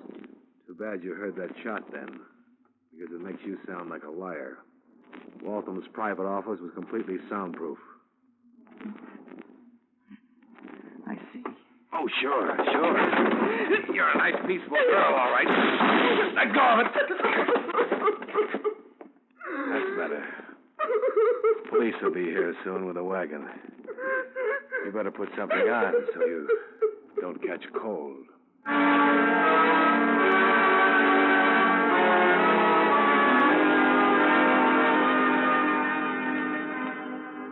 that's about it for the bump and grind artists.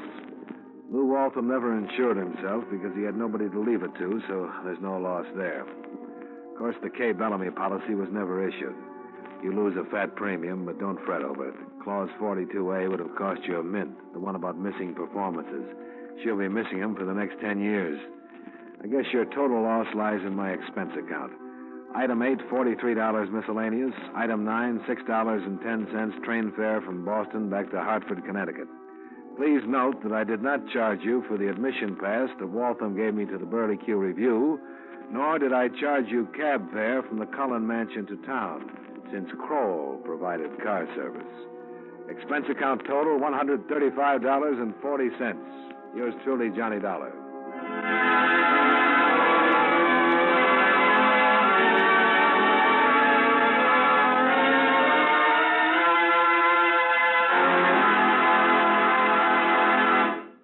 Yours truly, Johnny Dollar, stars John Lund in the title role and was written by Joel Murcott with music by Eddie Dunstetter. John Lund can currently be seen in the Universal International picture Just Across the Street. Featured in tonight's cast were Raymond Burr, Benny Rubin, Jay Novello, Gene Bates, Hy Everback, Sandra Gould, and Gloria Blondell. Yours truly, Johnny Dollar, is transcribed in Hollywood by Jaime Del Valle.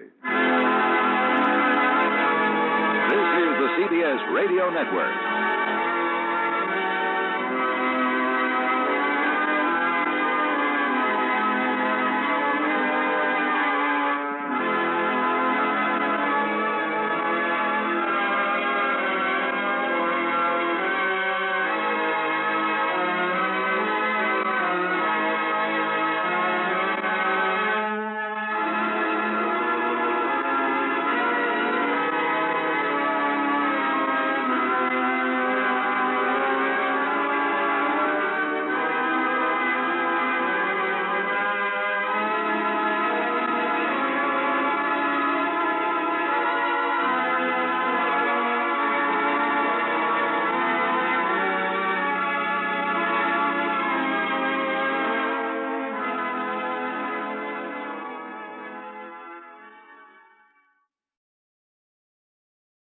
From Hollywood, it's time now for John Lund as Johnny Dollar. Niles Hartley, Johnny, Columbia Life. Niles, how are you? I thought you were in Chicago these days. I am. This is long distance. We have one here that's a pip. Tell me about it. One of our brokers wrote a $50,000 straight life policy on a man named Lane. Mr. Lane up and dropped dead a couple of days ago. Uh-huh. And you'll never guess why. Why? He starved to death. What? Honest. He died of malnutrition. A man could afford to buy that much life insurance, but he couldn't buy himself a hamburger? Interested? Very. Get yourself an airplane, boy. I'll be waiting for you.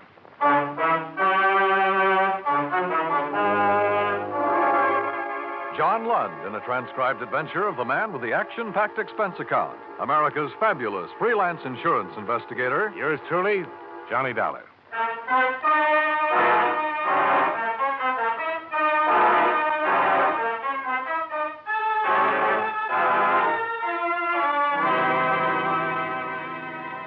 Expense account submitted by Special Investigator Johnny Dollar to the Columbia Life and Accident Insurance Company, Meston Building, Chicago, Illinois. The following is an accounting of expenditures during my investigation of the Chicago fraud matter. Expense account item 1, $78.13.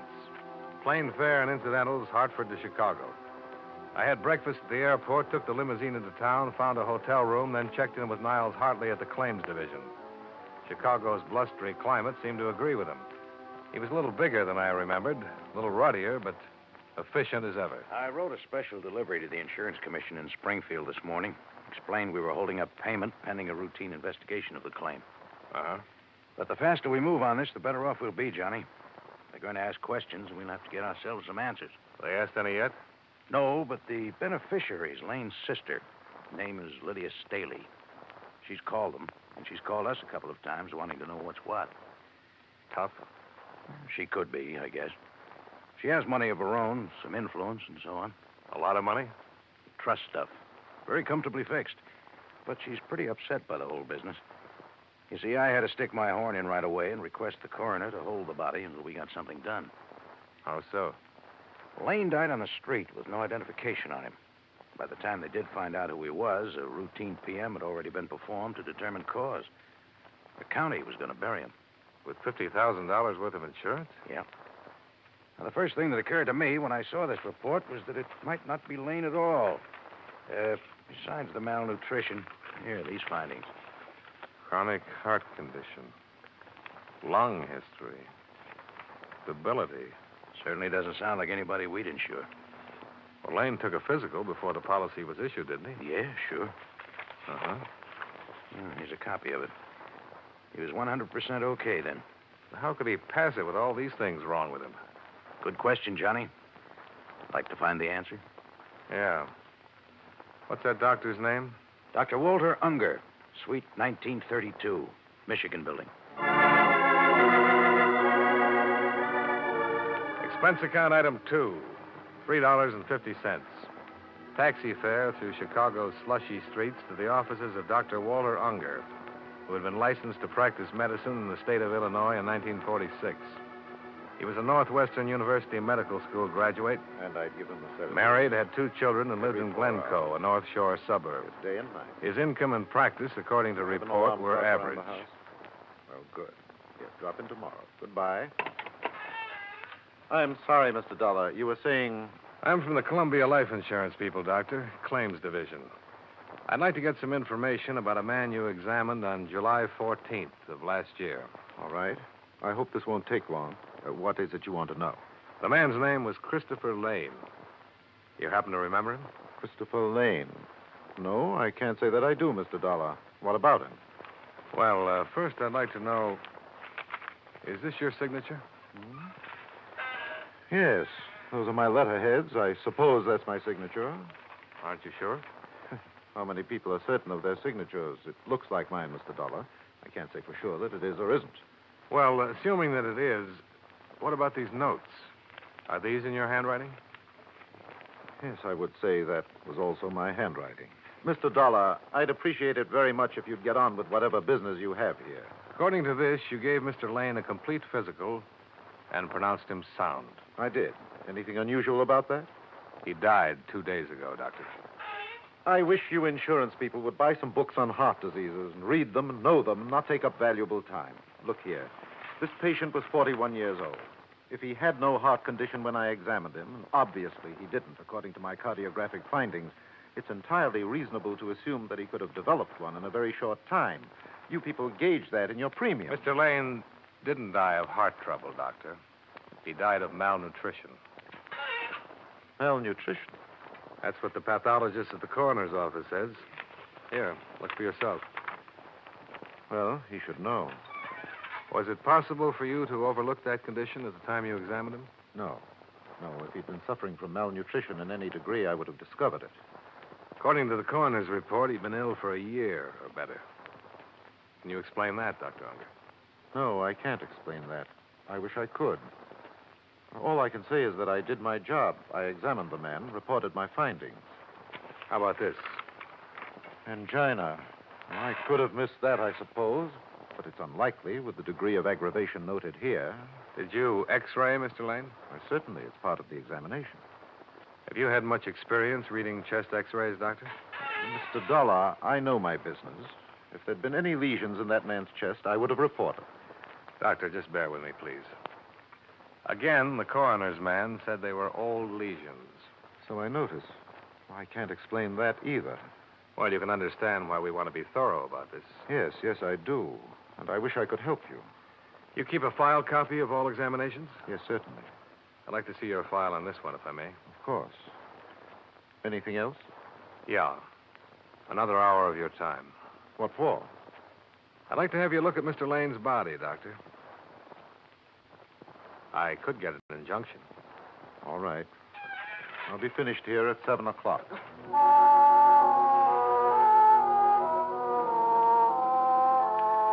Expense account item 3, $6.50. More cab fare. To and from City Morgue. Dr. Unger viewed the mortal remains of Christopher Lane and was unable to state definitely whether he'd ever seen the man. The next day, all of the personnel connected with Dr. Unger's office made a trip to the morgue. None of them recognized the body either. However, I had better luck with the elevator operator in Lane's apartment building.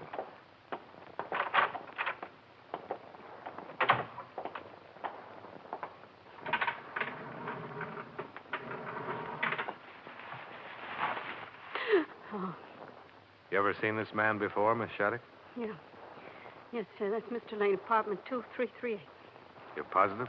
Oh, yeah. I've seen him every day for almost 2 years. Okay. Want to smoke? I want to get out of here. Sure. I don't know why I'm acting this way. I've seen him that way 100 times. What? I mean, almost like that, out, stoned. Only I guess it's because I knew he was just drunk then, not dead. Oh, I see. Well, he was crazy. Was he? He was carrying on the way he did. Oh, feels good to be out here again, cold enough. Yeah. I'll take that smoke now, Mr. Dollar. Oh, sure. Thanks. Yeah, he used to get up around 10 every morning. I'd take him downstairs. He'd look awful, but he was always kind of nice, polite, you know. Mm-hmm. He'd go out to the store and come back in a little while with a sack of groceries, a pint of milk for his cat, some donuts for himself, and some booze. Then he'd just lock himself up in his apartment, stay there all day. Drinking? Oh, yeah. Fried to the ears by noon. I think it was wine.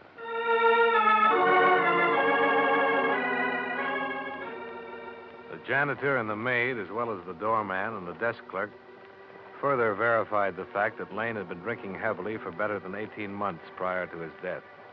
No one seemed to know why, not even his sister. She turned out to be a woman of 30 or more, well-tailored, well-groomed, and bad-mannered. I wish you'd take your briefcase and get out of here, Mr. Dollar. I'm sorry you feel that way, Mrs. Staley. Chris drank himself to death. I don't know why. I just know he did it. He's dead. He named me his beneficiary. Now, why don't you pay me what you owe me? We will, Mrs. Staley, if the circumstances are right. So far, we have a reasonable doubt. Oh. And this investigation is for your benefit as much as it is ours. What do you mean by that? When we've satisfied ourselves one way or the other, your claim can be settled. Well, what is it you want to know? I haven't seen my brother in over a year. I can't tell you anything about him. Were you on good terms with him? Of course I was. Left me his insurance money, didn't he? Understand you're a widow, Mrs. Staley? I don't see what bearing Do you that have any has- dependents? No children, if that's what you mean. And the insurance money would have gone to you alone? Let me correct you. The money will come to me alone. I don't know what you people think you can do trying to weasel out of this, but I've already spoken with my attorneys, and they've advised me to sue for an immediate settlement. Are they aware of the facts of this matter? They certainly are. And they still advise you to bring suit? They certainly did. Well, perhaps I can save you some fees and them some time. Who are your lawyers, Mrs. Staley? Never mind. You'll find out soon enough. All right. I'll tell you what I'd tell them. You can pass it on. Your brother could have died quietly in his bed one night, and any doctor would have pronounced him a heart failure, and your claim would have been good. But he made the mistake of dropping dead on a public street, and the police took over. And before he was properly identified, an autopsy had been performed. Yes, and I'm going to sue the city for And from that autopsy, we know your brother couldn't possibly have passed an insurance examination. But he did pass it, Mr. Dollar. He came to me the day after he'd taken the exam and told me I was his beneficiary. You said you hadn't seen him for over a year. He took the exam last summer. All right. I saw him that one time. He might have come to you, but he didn't come to you about passing that exam. Now, listen here. Your brother never took that exam. What? Someone went up to the doctor's office and took it for him. Mrs. Staley, we aren't fools. Now, we're going to find out who that someone was and how it was done. We're used to all sorts of tricks in this business, and all sorts of bluffing, too. You can sue us for settlement. You can sue us all over the place. With what we have right now, we just love to meet you in a court.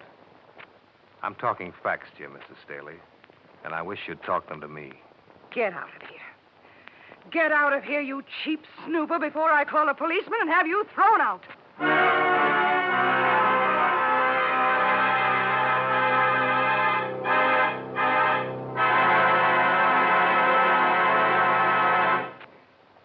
We'll return to yours truly, Johnny Dollar, in just a moment.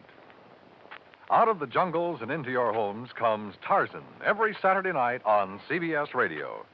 Yes, in the comfort of your own radio side, you can enjoy the fascinating experiences of the man whose friends are jungle beasts, whose power and cunning have been developed to an astonishing degree by dangerous environment. Tomorrow night, on most of these same stations, don't miss Tarzan on CBS Radio.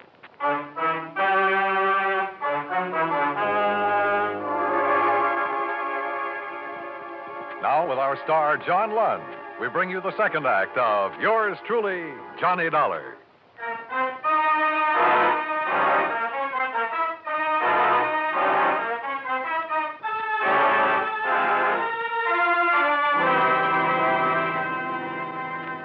I started the case with an autopsy report and a dead man who should never have been insured.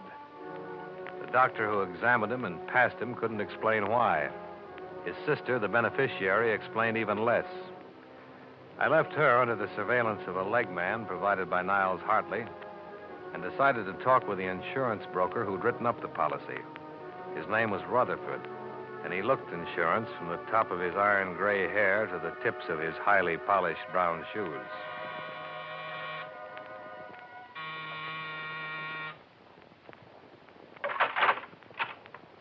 I suppose you're Mr. Dollar?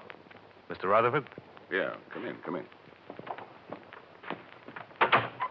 I was surprised when you called me. We're trying to wrap this thing up, Mr. Rutherford. I understand. I'll tell you, I've been writing insurance for 17 years, Mr. Dollar, and this is the first time anything like this has ever occurred to me. Sit down. I believe you, Mr. Rutherford, and your record. Oh? You've looked into me? Well, you know, we have to on a thing like this. Just a matter of routine checking. Yeah. I'm here to find out all I can about the circumstances under which you sold the policy to Mr. Lane. Mm-hmm. He was a bachelor. He lived in a fairly nice apartment on the Gold Coast. No dependents. I'd like to know what made him a prospect. Well, actually, it's more of a personal thing, I suppose. Mrs. Rutherford and I were interested in buying a home in Wilmette a couple of years ago. It was one we liked on Sheridan Road. The agent happened to be this man, Lane. That's how we became acquainted. Oh? Lane was in the real estate business, on and off. Actually, he didn't really have to work for a living at all. He had a fairly comfortable income from trusts set up by his father. Did he do very well in real estate? Well, I don't really think so. I don't think he worked hard at it. You met him when you were out to buy a house. Did you buy it? No. My wife died suddenly, and I had no need to buy a house. But he bought insurance from you. Yes, eventually. You say this was a couple of years ago. Mm-hmm. Did you try to sell him right away? Oh, I don't recall. I called him now and then, had him over for dinner. I was surprised, frankly, when he decided to buy. Uh-huh. What kind of a man was he? What do you mean? Well, your opinion, Mr. Rutherford. Well, just a client, Mr. Dollar. I treated him the same as any other client. How did he look? Hmm? Oh, pale, thin, healthy, emaciated. What? He looked fine to me. I noticed you arranged for the examination. Yes. How well do you know Dr. Unger? Just slightly. You know, the physician is supposed to be an impartial third party, and when a client has to be examined by a physician, I send him to Dr. Unger, that's all. I get a Christmas card from him every year. I see. You say you had Lane over for dinner a few times. Yes, when my wife was alive. Did he drink much on those occasions? I don't recall. Why? His malnutrition resulted from an alcoholic condition. All drinking, no eating. Lane, an alcoholic? He sure was. Had been for years. Can I use your phone? Well, yeah, help yourself.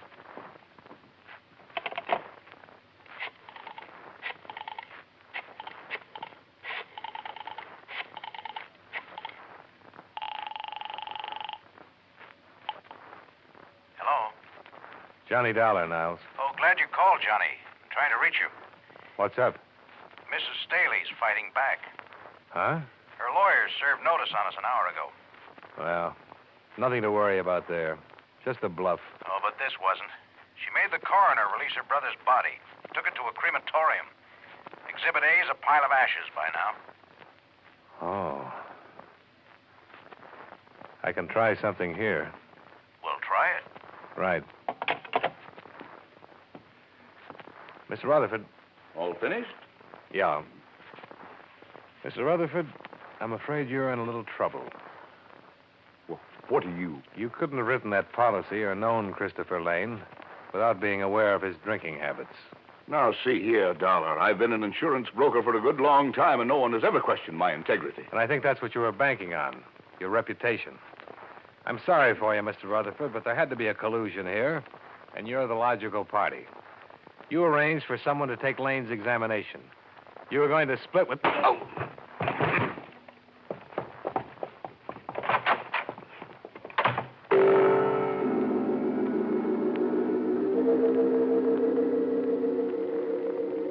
In the 3 minutes it took me to get my breath inside of me and my feet under me, he was well away and out of sight.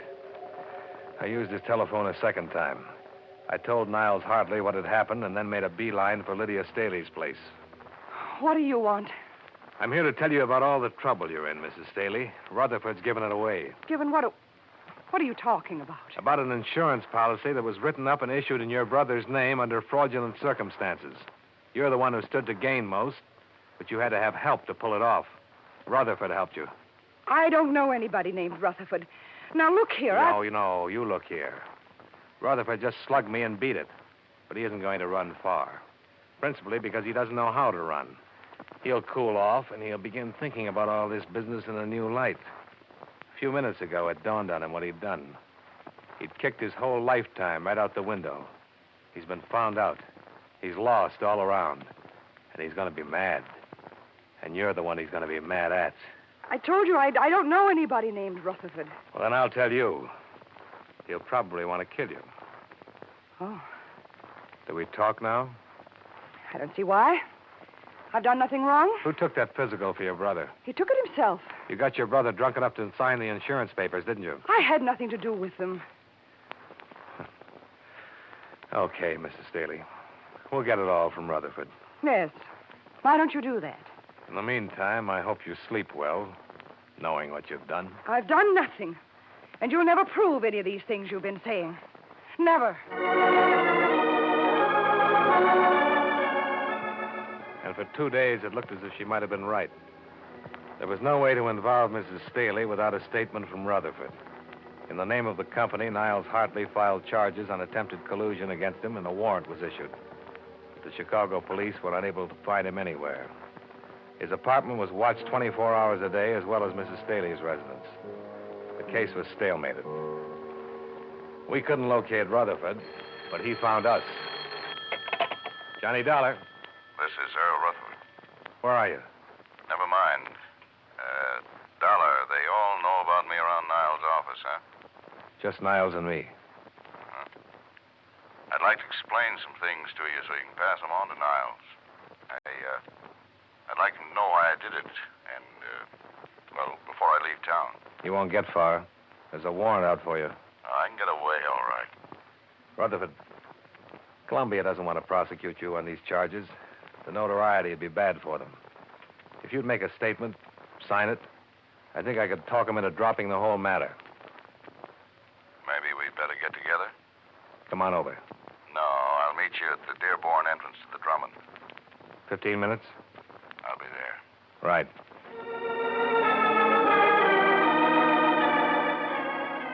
When I pulled up in a cab 12 minutes later, he was waiting for me at the curb in front of the Drummond.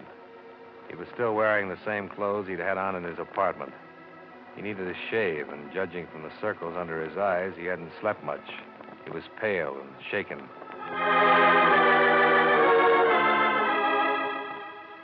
Expense account item 4, 51 cents. Coffee and donuts for both of us. I met Lydia right after Miriam, my wife, died. My children are both grown and married and have lives of their own. I guess I was very lonely. Sure. I became interested in Lydia, and we had a great many things in common. Seemed like the thing to do. I asked her to marry me. Nothing wrong with that. You don't understand. She laughed at me. No, I don't understand. I guess I'm not an exciting man, a witty one, or... She made me feel as though all my life had been hopeless, a waste. And I'd missed a great deal. I asked her, Mr. Dollar, what is it? What do you want out of life? Is that when she brought up the proposition? I guess that's what gave her the idea. Her trusts pay her $500 a month for life, and my commissions come to that. We could have lived very comfortably on $1,000, but Lydia talked of traveling, of Europe, of clothes. I don't know, things her family had had once.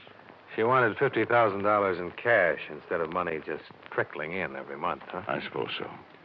I didn't understand her motive at first, but go on. Well, she told me about her brother Christopher. He was a drunk. The doctors in New York gave him 2 years. I paid a man $100 to go to Dr. Unger's office and take the physical. What's the man's name? I wouldn't tell you that, Mr. Dollar. He's not involved in anything, and I don't want to get him into any trouble. After Lane was insured, you were going to wait for him to die? That was the general idea. Once I'd done it, it was too late to turn back. I mean, I wanted to at times, but a cancellation on a policy that size would have been hard to explain. You're leaving something out. She had you, didn't she? Hmm? You were the goat. Legally, she was clear, right? Yes. She still is, isn't she? Unless you write all this down, and we can hold it over her head to prove collusion. You speak to Niles? He'll go along. The charges will be dropped if you'll make a statement. Okay.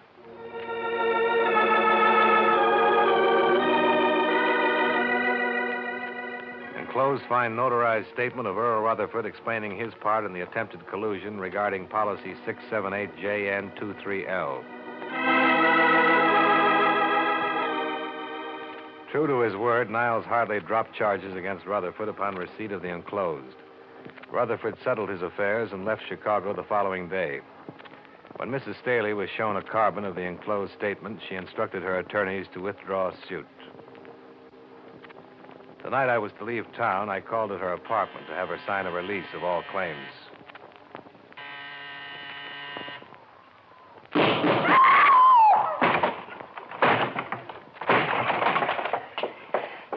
Help me, Mr. Dollar. Which way did he go? Help me. Please help me.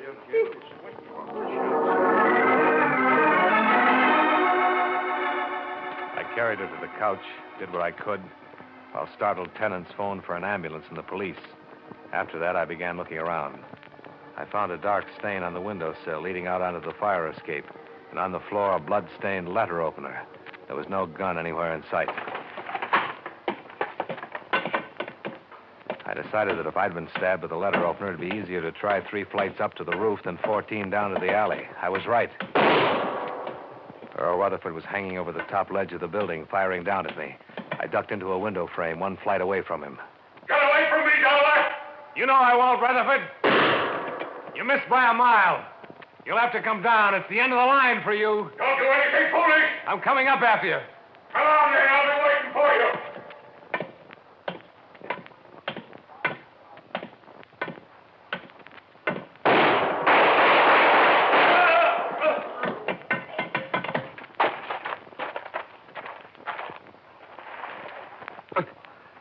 Good shot, Dollar.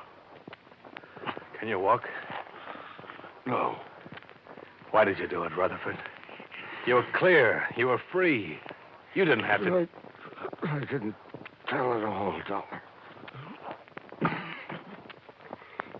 She told me tonight. Laughed at me. Said she was planning to run away with someone else when she got the insurance money. Oh, I see. She just used me all along.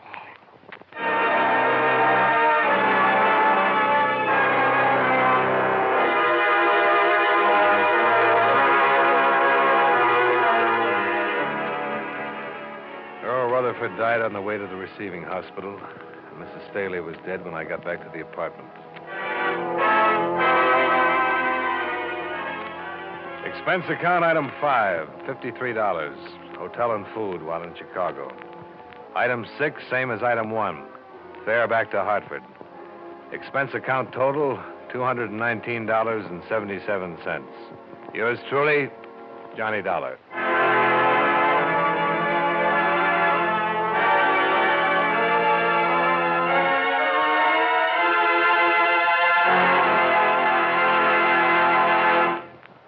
Yours truly, Johnny Dollar, stars John Lund in the title role and was written by E. Jack Newman with music by Eddie Dunstetter. John Lund can currently be seen in the Universal International picture Just Across the Street. Featured in tonight's cast were Jack Moyles, Edgar Barrier, Peggy Weber, Mary Lansing, and John McIntyre. Yours truly, Johnny Dollar, is transcribed in Hollywood by Jaime Del Valle.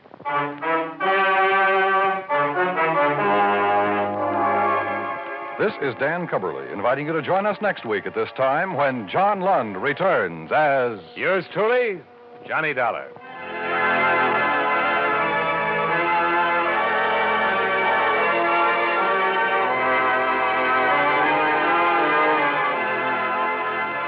If you like your thrills to be real, your adventures to be true to life, Gangbusters is the show for you. Every Saturday night, most of these same CBS radio stations bring you Gangbusters, full of action, bravery, and realistic excitement. Listen for new thrills on Gangbusters, straight out of life, every Saturday night on CBS Radio. America now listens to 105 million radio sets and listens most to the CBS Radio Network.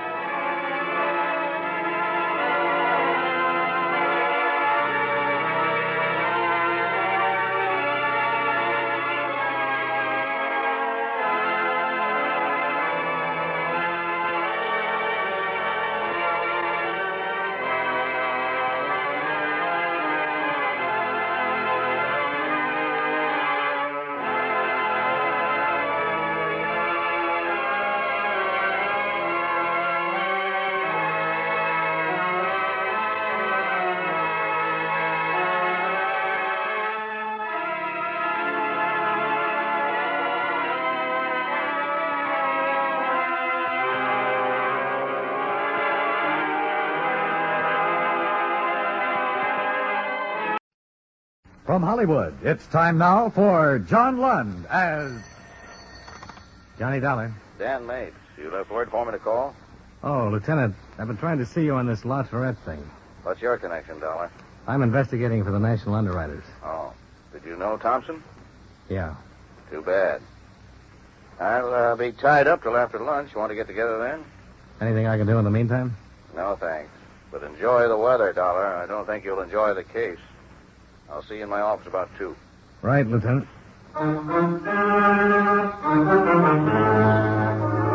John Lund in the transcribed adventure of the man with the action-packed expense account, America's fabulous freelance insurance investigator. Yours truly, Johnny Dollar.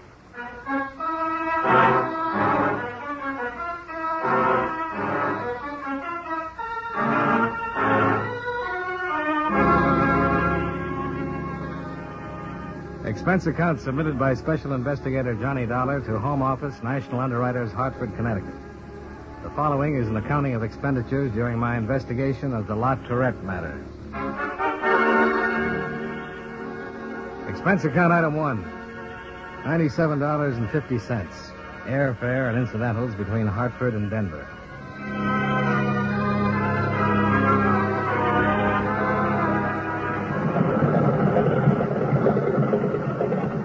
I arrived at 6:30 in the morning with a cold, sun-filled dawn. I reacquainted myself with the mile-high city at the airport restaurant, where I drank coffee and waited for my luggage. I'd been there once before on a case in 1947, but the Denver I saw this time was a great deal different. Bigger, filled out, bustling. Towns, like people, change. I arranged to rent a car from the Avis people and drove on into the city itself. There I checked in at the Cosmopolitan, showered and shaved, and waited until 9 o'clock before I rang Bessie Thompson's room. Who? Johnny Dollar, Bessie. Oh, you're here? Yeah, as a matter of fact, in the same hotel. Same case Tommy was working on? Yeah. Be careful, Johnny. Everybody seems to die who has anything to do with it. Why don't I buy you some ham and eggs? Why not? Expense account item 2, $4 and... No, I guess not. This one was on me. Buying breakfast for the widow of the man who died on the case I was taking over. It was a difficult meal. I buried him here. Yeah? I would have taken his body back to Hartford, but the expenses and all. Besides, it doesn't really make any difference where you're buried. The ground was frozen here, too. I hear they have to use jackhammers What happens now, Bessie? I haven't anything to stay around here for. I guess I'll go home. Try and get a plane out sometime today. Maybe that'll be better. I'm 32 now. I'm still attractive. I suppose some man will come along. Even men. Bessie, what is this? You tell me what it is. The coroner said that Tommy might have been drunk, that he wandered out on the highway, and that the driver of the car that hit him could have done it and not even known it. I know Tommy drank, but not like that. Or did he? What do you mean? You were with him for 3 weeks in Omaha last year. When he was away from home, from me, Johnny, was he... I mean, did he drink a lot and get around? I never saw him do anything like that, Bessie. Honest? Honest. Don't lie to me now. He was in love with you, Bessie, and he didn't care who knew it. Don't torment yourself with thoughts like that. We're awful that way, aren't we? I mean, women. I think you're wonderful that way, too. Thanks. Tommy was murdered, Johnny. It couldn't have been a hit-and-run accident. Bessie, And they aren't doing anything about it. They haven't found out a thing. Oh, easy, honey. They're working on it. You know that. It's all tied in with that Latourette man. Tommy found out something, and he was killed for finding it out. Bessie, I'll have to tell you right now. What reports Tommy sent in on Latourette don't make him responsible in any way. Then why are you here? Just to wrap up the details. I see. There'd have to be something more than what we have now. Then there is something more. Tommy phoned long distance the night before he was killed. He said he thought he'd be coming home in a couple of days. Did he say anything about the case? No, but he was coming home. That meant he had it about finished. He sent in a report the day before he was killed. There was nothing. But the police didn't find any report for that day in his room. How did he get out to that place on the Golden Road? Who was he with? Johnny, he was killed. He had something on someone in this case, and he was killed. If he was, we'll find it out. All right. Where's he buried? Crown Hill Cemetery. I'll send some flowers out there. Get the man who ran him down. He'd like that a whole lot better. Yeah, I guess he would.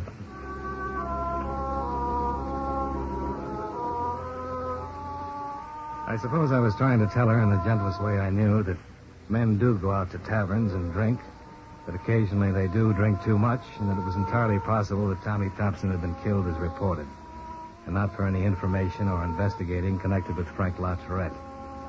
When I met and talked with Lieutenant Mapes at 2 o'clock, he confirmed this. Here's the report from our arson man. Uh-huh. And this is from homicide. Uh-huh. You can take those copies with you if you like. Had them made up for you. Thank you very much, Lieutenant. The fire was reported by a passerby about 2 o'clock last Wednesday morning. By the time the trucks got there, the whole bookstore was in flames. When they broke in, they found Mrs. Latourette's body. She'd suffocated in the smoke. Her husband said she'd been there working on the books. Uh-huh. There was no evidence that her death was anything but accidental.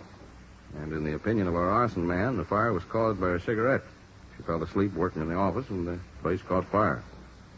But your man Thompson probably sent you all this, didn't he? Yeah, the fire policy had to be investigated. Now, as far as Thompson's death goes, we're looking for a hit-and-run artist. The people who operate the tavern out there said he absolutely was not in there that night. Mm-hmm. At any rate, we'll have to go on that assumption because we haven't been able to dig up anyone who can say he was there that night. The tavern people could be lying. Thompson could have gone in there, gotten himself loaded, and walked out in front of a car. They'd be in license trouble if that happened. Yeah, sure. On the other hand, we'll just have to assume Thompson wasn't in that tavern at all. Then what was he doing out on the Golden Road? I don't know. You know how he got there? I haven't found that out either. Still checking the cab companies. He might have been with someone? Well, he might have. I don't know that either, Dollar. I suppose you've wondered if it could be connected with Latourette. Oh, yes. I've wondered. When a man in the same business dies like that, you're bound to wonder. But wondering about things is one of our hazards, Dollar. Well, you have it all right there. Since Latourette stands to collect about $80,000 fire damages and $17,000 on his wife's death, he's been gone into twice now. Your man Thompson did a lot of it, and we did a lot of it. Yep. Now, the night of the fire, Latourette was bowling over at a place on Glen Arm. 17 witnesses saw him there. He's in good financial shape, doesn't owe anybody a dime. The neighbors tell us he's always had a nice home life. He has a boy who plays football in one of our high schools. So, why look at Latourette anymore? Yeah, but... But your man Thompson was killed looking into it. Is that it? That's it, Lieutenant. Thompson's wife's in town. She buried him yesterday, and she's pretty broken up. Sure she is. I talked to her at the funeral. Her husband died hard and cold out on a lonely road, and we say he was drunk and got in front of a car. But in spite of the questions we were just tossing around about how he got out there on the Golden Road and what he was doing there, it still looks like a hit and run on a drunk. And that had seemed to have about ended? No, I should say not.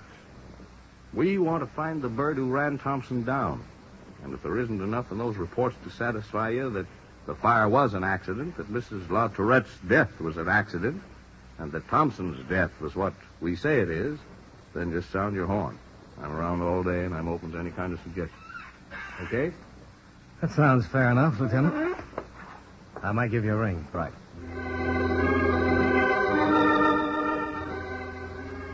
I spent the rest of the day in my hotel room going over the bulky envelope of police reports. I compared them with information Thompson had forwarded to the office before he'd been killed. No matter how you looked at it, the whole business was a story of tragedy, of violence and death. Mapes was right. I wasn't enjoying the case, and I was anxious to close it. It was dark by the time I got out to Park Hill and found the Latourette home. Through the drawn shades of the living room, I saw the figure of a man. He didn't move when I used the doorbell. Hey. Hello in there. Hello? Who is it? My name's Dollar, Mr. Latourette. He won't be back until tomorrow. I wonder if I could leave some papers for him to sign. Leave him at the door. I'll get him later. There was something about the voice, the strain and shakiness in it that worried me. I didn't leave the papers outside the door. Merely tried the knob. All right. Come in if you have to. Hey, what is this? Why the shotgun? Get in. You get inside and close the door. I'll kill you. Okay. Oh, right over there, mister. Right over there. All right, you can stop. Where's Mr. Latourette? Oh. You'll get the same thing if you do anything funny at all. Why? You'll be asking that from now to the day I die. Now get your hands up. Up. They're up, Sonny. Look, he might still be alive. You could call a doctor and... He's dead. I made sure. I don't know who you are or why you did this, but you'll never get away with it. They'll catch you. Who cares? You better give me that shotgun. Don't try to get close to me now. Who are you? I'm an insurance investigator. My name is Dollar. Mr. Dollar, I don't quite know what to do about you. Give me the gun. Oh, no. Oh, no. This little baby's got more work to do tonight. Yes, sir, just a little more work. Why did you kill him? He killed a man and a woman. I guess that gives me a right to turn around and kill him. What man? What woman? Somebody you probably know. A man named Thompson. He ran over him the other night. Oh? Sure. He ran him down with a car because Mr. Thompson found out about a woman. His lady love. His lady love? Oh, he had one, a real pretty lady. Who helped him burn my mother to death in a fire so they could be together. I'll see that they get together real soon. Your mother? Your name is Latourette? That's it. Bruce Latourette. That's my old man lying there.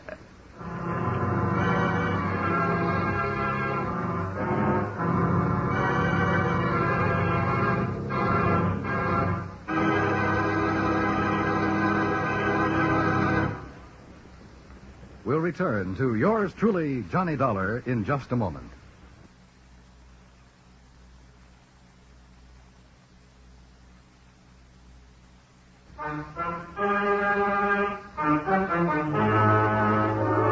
Now, with our star, John Lund, we bring you the second act of yours truly, Johnny Dollar.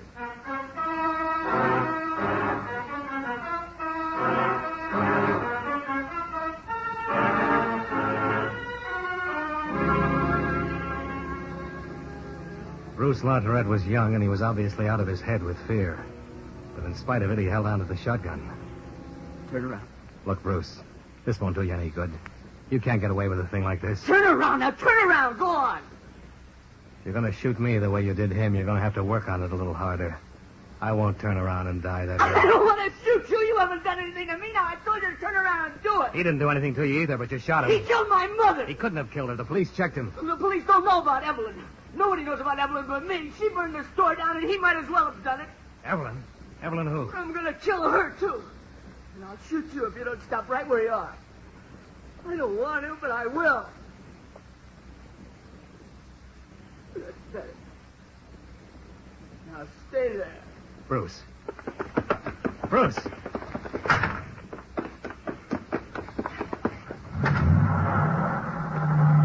Bruce! Bruce!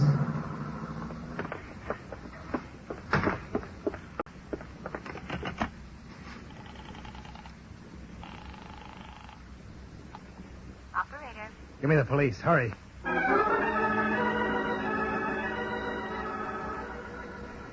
I gave a license number and the description of the car over the phone, along with the other information on Bruce Latourette. Several prowl cars arrived, but there was nothing that could be done for Frank Latourette. I waited for Lieutenant Mapes. We sure pitched this one wrong. Lord. Yeah, everybody did. Huh? 8:15. I thought they'd pick up that kid by now. APB's been out since you phoned.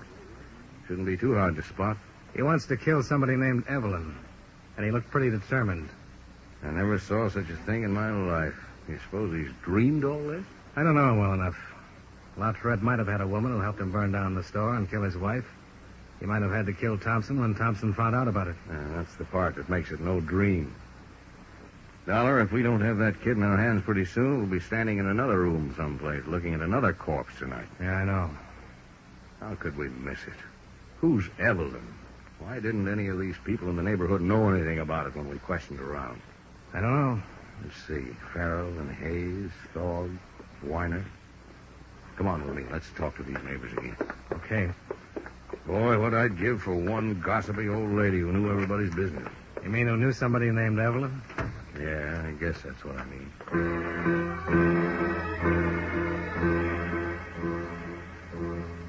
An hour of questioning in the neighborhood revealed no one who had any knowledge of Frank Latourette's association with a woman whose first name was Evelyn. Bruce Latourette seemed to have completely disappeared somewhere within the city. However, at 10:15, a young girl walked into police headquarters and asked to see Lieutenant Mapes. I was in the office when she was ushered in. What's your name, miss? Dorothy Kelly. This is Mr. Dollar. I'm Lieutenant Mapes. How do you do? At the desk, they said you had some information about Bruce Latourette. Is that right? What will you do to him? Try and stop him from killing another person. He's already killed his father. Yes, I know. I heard it on the newscast at 9 o'clock. You want to sit down? Thank you. You know Bruce? Yes, we go to school together. Mm-hmm. I don't know exactly how to tell you this. It isn't easy, I mean. I've heard Bruce talk about it ever since his mother was killed in a fire last week. Maybe I shouldn't have come down here at all. Well, if it'll help us stop him from killing someone else, you did the right thing. Do you know where Bruce is, Dorothy? No, honest, I don't know that. I'd tell you if I knew. What has Bruce been talking about, Dorothy? Well, he was pretty upset about his mother's death and took it pretty hard. Yeah, sure. He was out of school all last week, and then when he came back this week, we had lunch together one day. He hardly ate anything, just sort of sat there staring out, you know? Mm-hmm. Did he say anything? Not at first. He used to talk to me all the time. I mean, we're pretty good friends. Oh, gosh, if my mother knew I was mixed up in this... We'll talk to your mother, Dorothy. Go on. Well, Bruce was sitting there, and all of a sudden he said, they killed her. I thought he was crazy. I said, who killed her? And he said that his father and somebody named Evelyn killed her. He said that Evelyn set fire to the store and that his mother couldn't get out. He said his father'd been seeing Evelyn for a long time. Mm-hmm. And he also said something about telling all this to a man named Thompson and that Thompson was killed, too. Did he tell you who Evelyn was? No, sir. Did he say where she lived? No. Did he mention her last name? Gosh, I don't remember. I think he just called her Evelyn. Nothing else about her? No, sir. Oh, wait. What? She teaches skiing. What? Well, he said he met her once with his father when he was skiing. She's a ski instructor somewhere. Does that help you any? It might.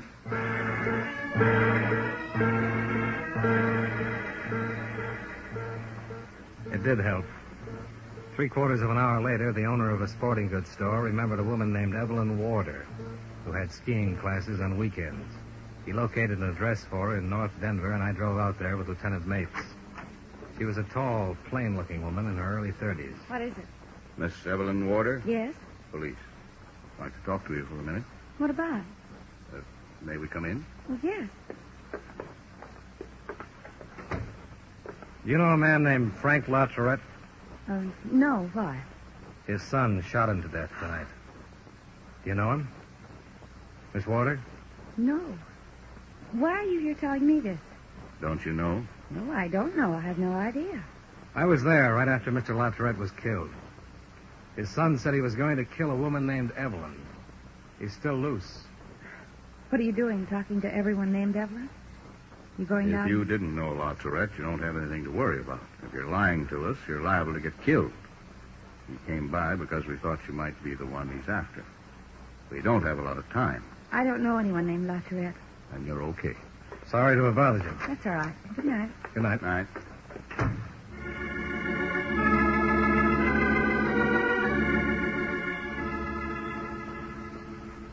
The pouting mouth, the plain face, tall, ungainly person of Evelyn Warder didn't fit the role of a homebreaker or murderess. But we sat in the car across the street from our house.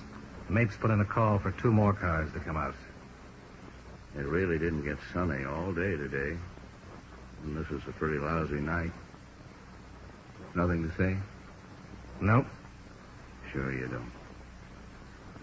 You could be in a nice warm hotel room getting a head full of sleep right now. I can do that anytime. Right now, I want to be around when somebody talks about a fire my company has an $80,000 claim on. And the murder? And Tommy's murder. Oh, the whole thing. Tommy's wife this morning wondering if he played around with other women. That kid standing there shaking and crying and killing and out to do more killing. I'd like to sleep. I don't think I could. Wonder where that kid went to. Should have had him by now, if he stuck with the car at all. How could he walk around town carrying a shotgun without being a little conspicuous? Yeah. This could be the wrong Evelyn. It's the only one we've got a line on. Yeah. Dollar, this stinks. What? That's the right Evelyn in there, and if that kid isn't picked up, he'll be around to kill her tonight. Yeah. So let's go in and give her the business. She said... Hey, across the street. What? That's the car. The kids? Yeah. Let's go. How'd he get here without... Over there. Yeah. Come on. Bruce!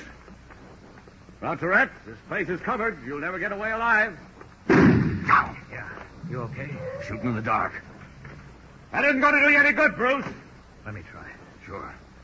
Bruce, this is Johnny Dollar. Remember? Tell your police friends to keep down or I'll kill somebody. I don't want to kill anybody but her. I will if you try to stop me. And they don't want to kill you, Bruce. Put down the gun. I'm going to get her. The law will take care of her if what you say is true. I want to take care of her. Evelyn! Evelyn! This is Bruce Latourette. You killed my mother. We're going to have to do it, Johnny. Wait. Bruce! She isn't there. Get him away from here. Get him away from here. Get him away from here. Upstairs window. Yeah. She wasn't here, huh? Make himself a perfect target. One more chance, Latourette. Throw the gun down. Okay, boys.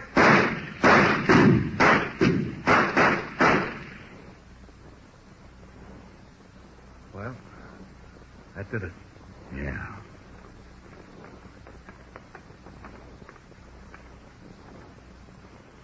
I'll get an ambulance.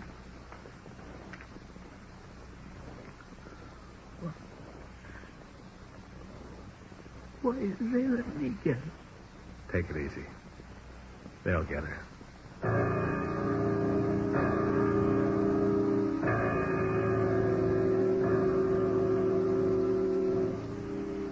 They did get her. She was taken down and charged with suspicion of murder and arson. Bruce Latourette was removed to the emergency hospital and died there 3 hours later. I was in his office when Lieutenant Mapes had a stenographer take a confession from Evelyn Warder. All right, Miss Warder. I met Frank 3 years ago skiing. He asked me to have dinner with him one night in town. Later, he'd see me every now and then. It was his idea. Killing his wife? That? No, that was mine. You figured out how to do it? Yes, why? You mind telling us about it? I knew she worked on the books in the store at night. I had a key to the store. I just went in there and saw she was sleeping and started the fire. How? Wastebasket. I knew the smoke, and that little office would do the rest. Had you ever met her before? Oh, no. You never talked to her at all? No. Did he? I mean, about a divorce? He said he did, but I know he didn't. He didn't want to divorce her for me.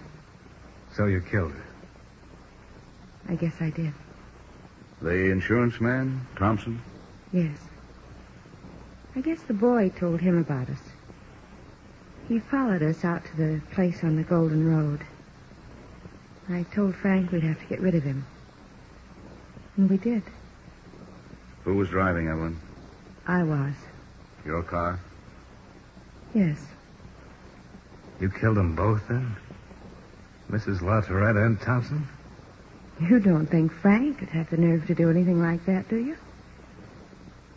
I don't know why I went for him. I really didn't, I guess. He had money, but no nerve. Okay, Evelyn. Anything else? What happens to me? That's up to the court, Evelyn.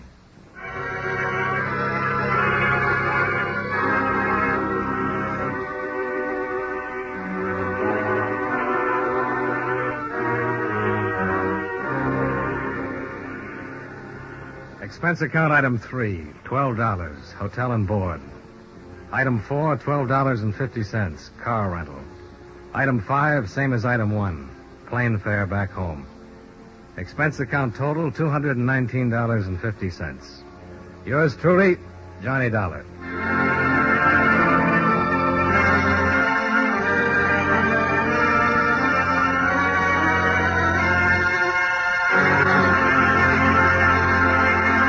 Yours truly, Johnny Dollar, stars John Lund in the title role and was written by E. Jack Newman with music by Eddie Dunstetter. John Lund can currently be seen in the Universal International picture Just Across the Street. Featured in tonight's cast were John McIntyre, Jeanette Nolan, Sammy Hill, Virginia Gregg, and Eddie Firestone. Yours truly, Johnny Dollar, is transcribed in Hollywood by Jaime Del Valle.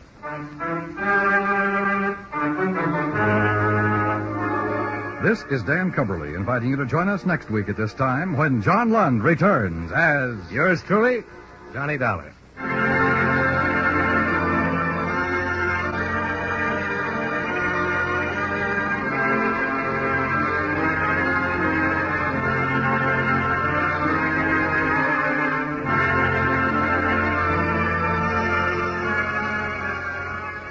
Sunday nights at the Stars Address, distinguished drama is always your fare when Lionel Barrymore narrates your Sunday Night Playhouse.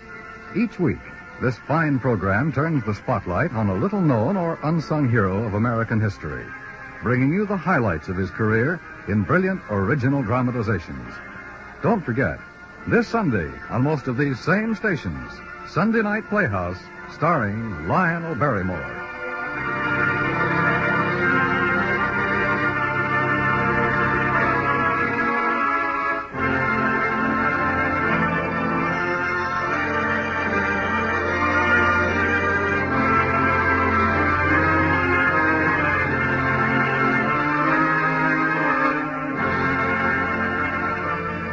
America now listens to 105 million radio sets and listens most to the CBS Radio Network.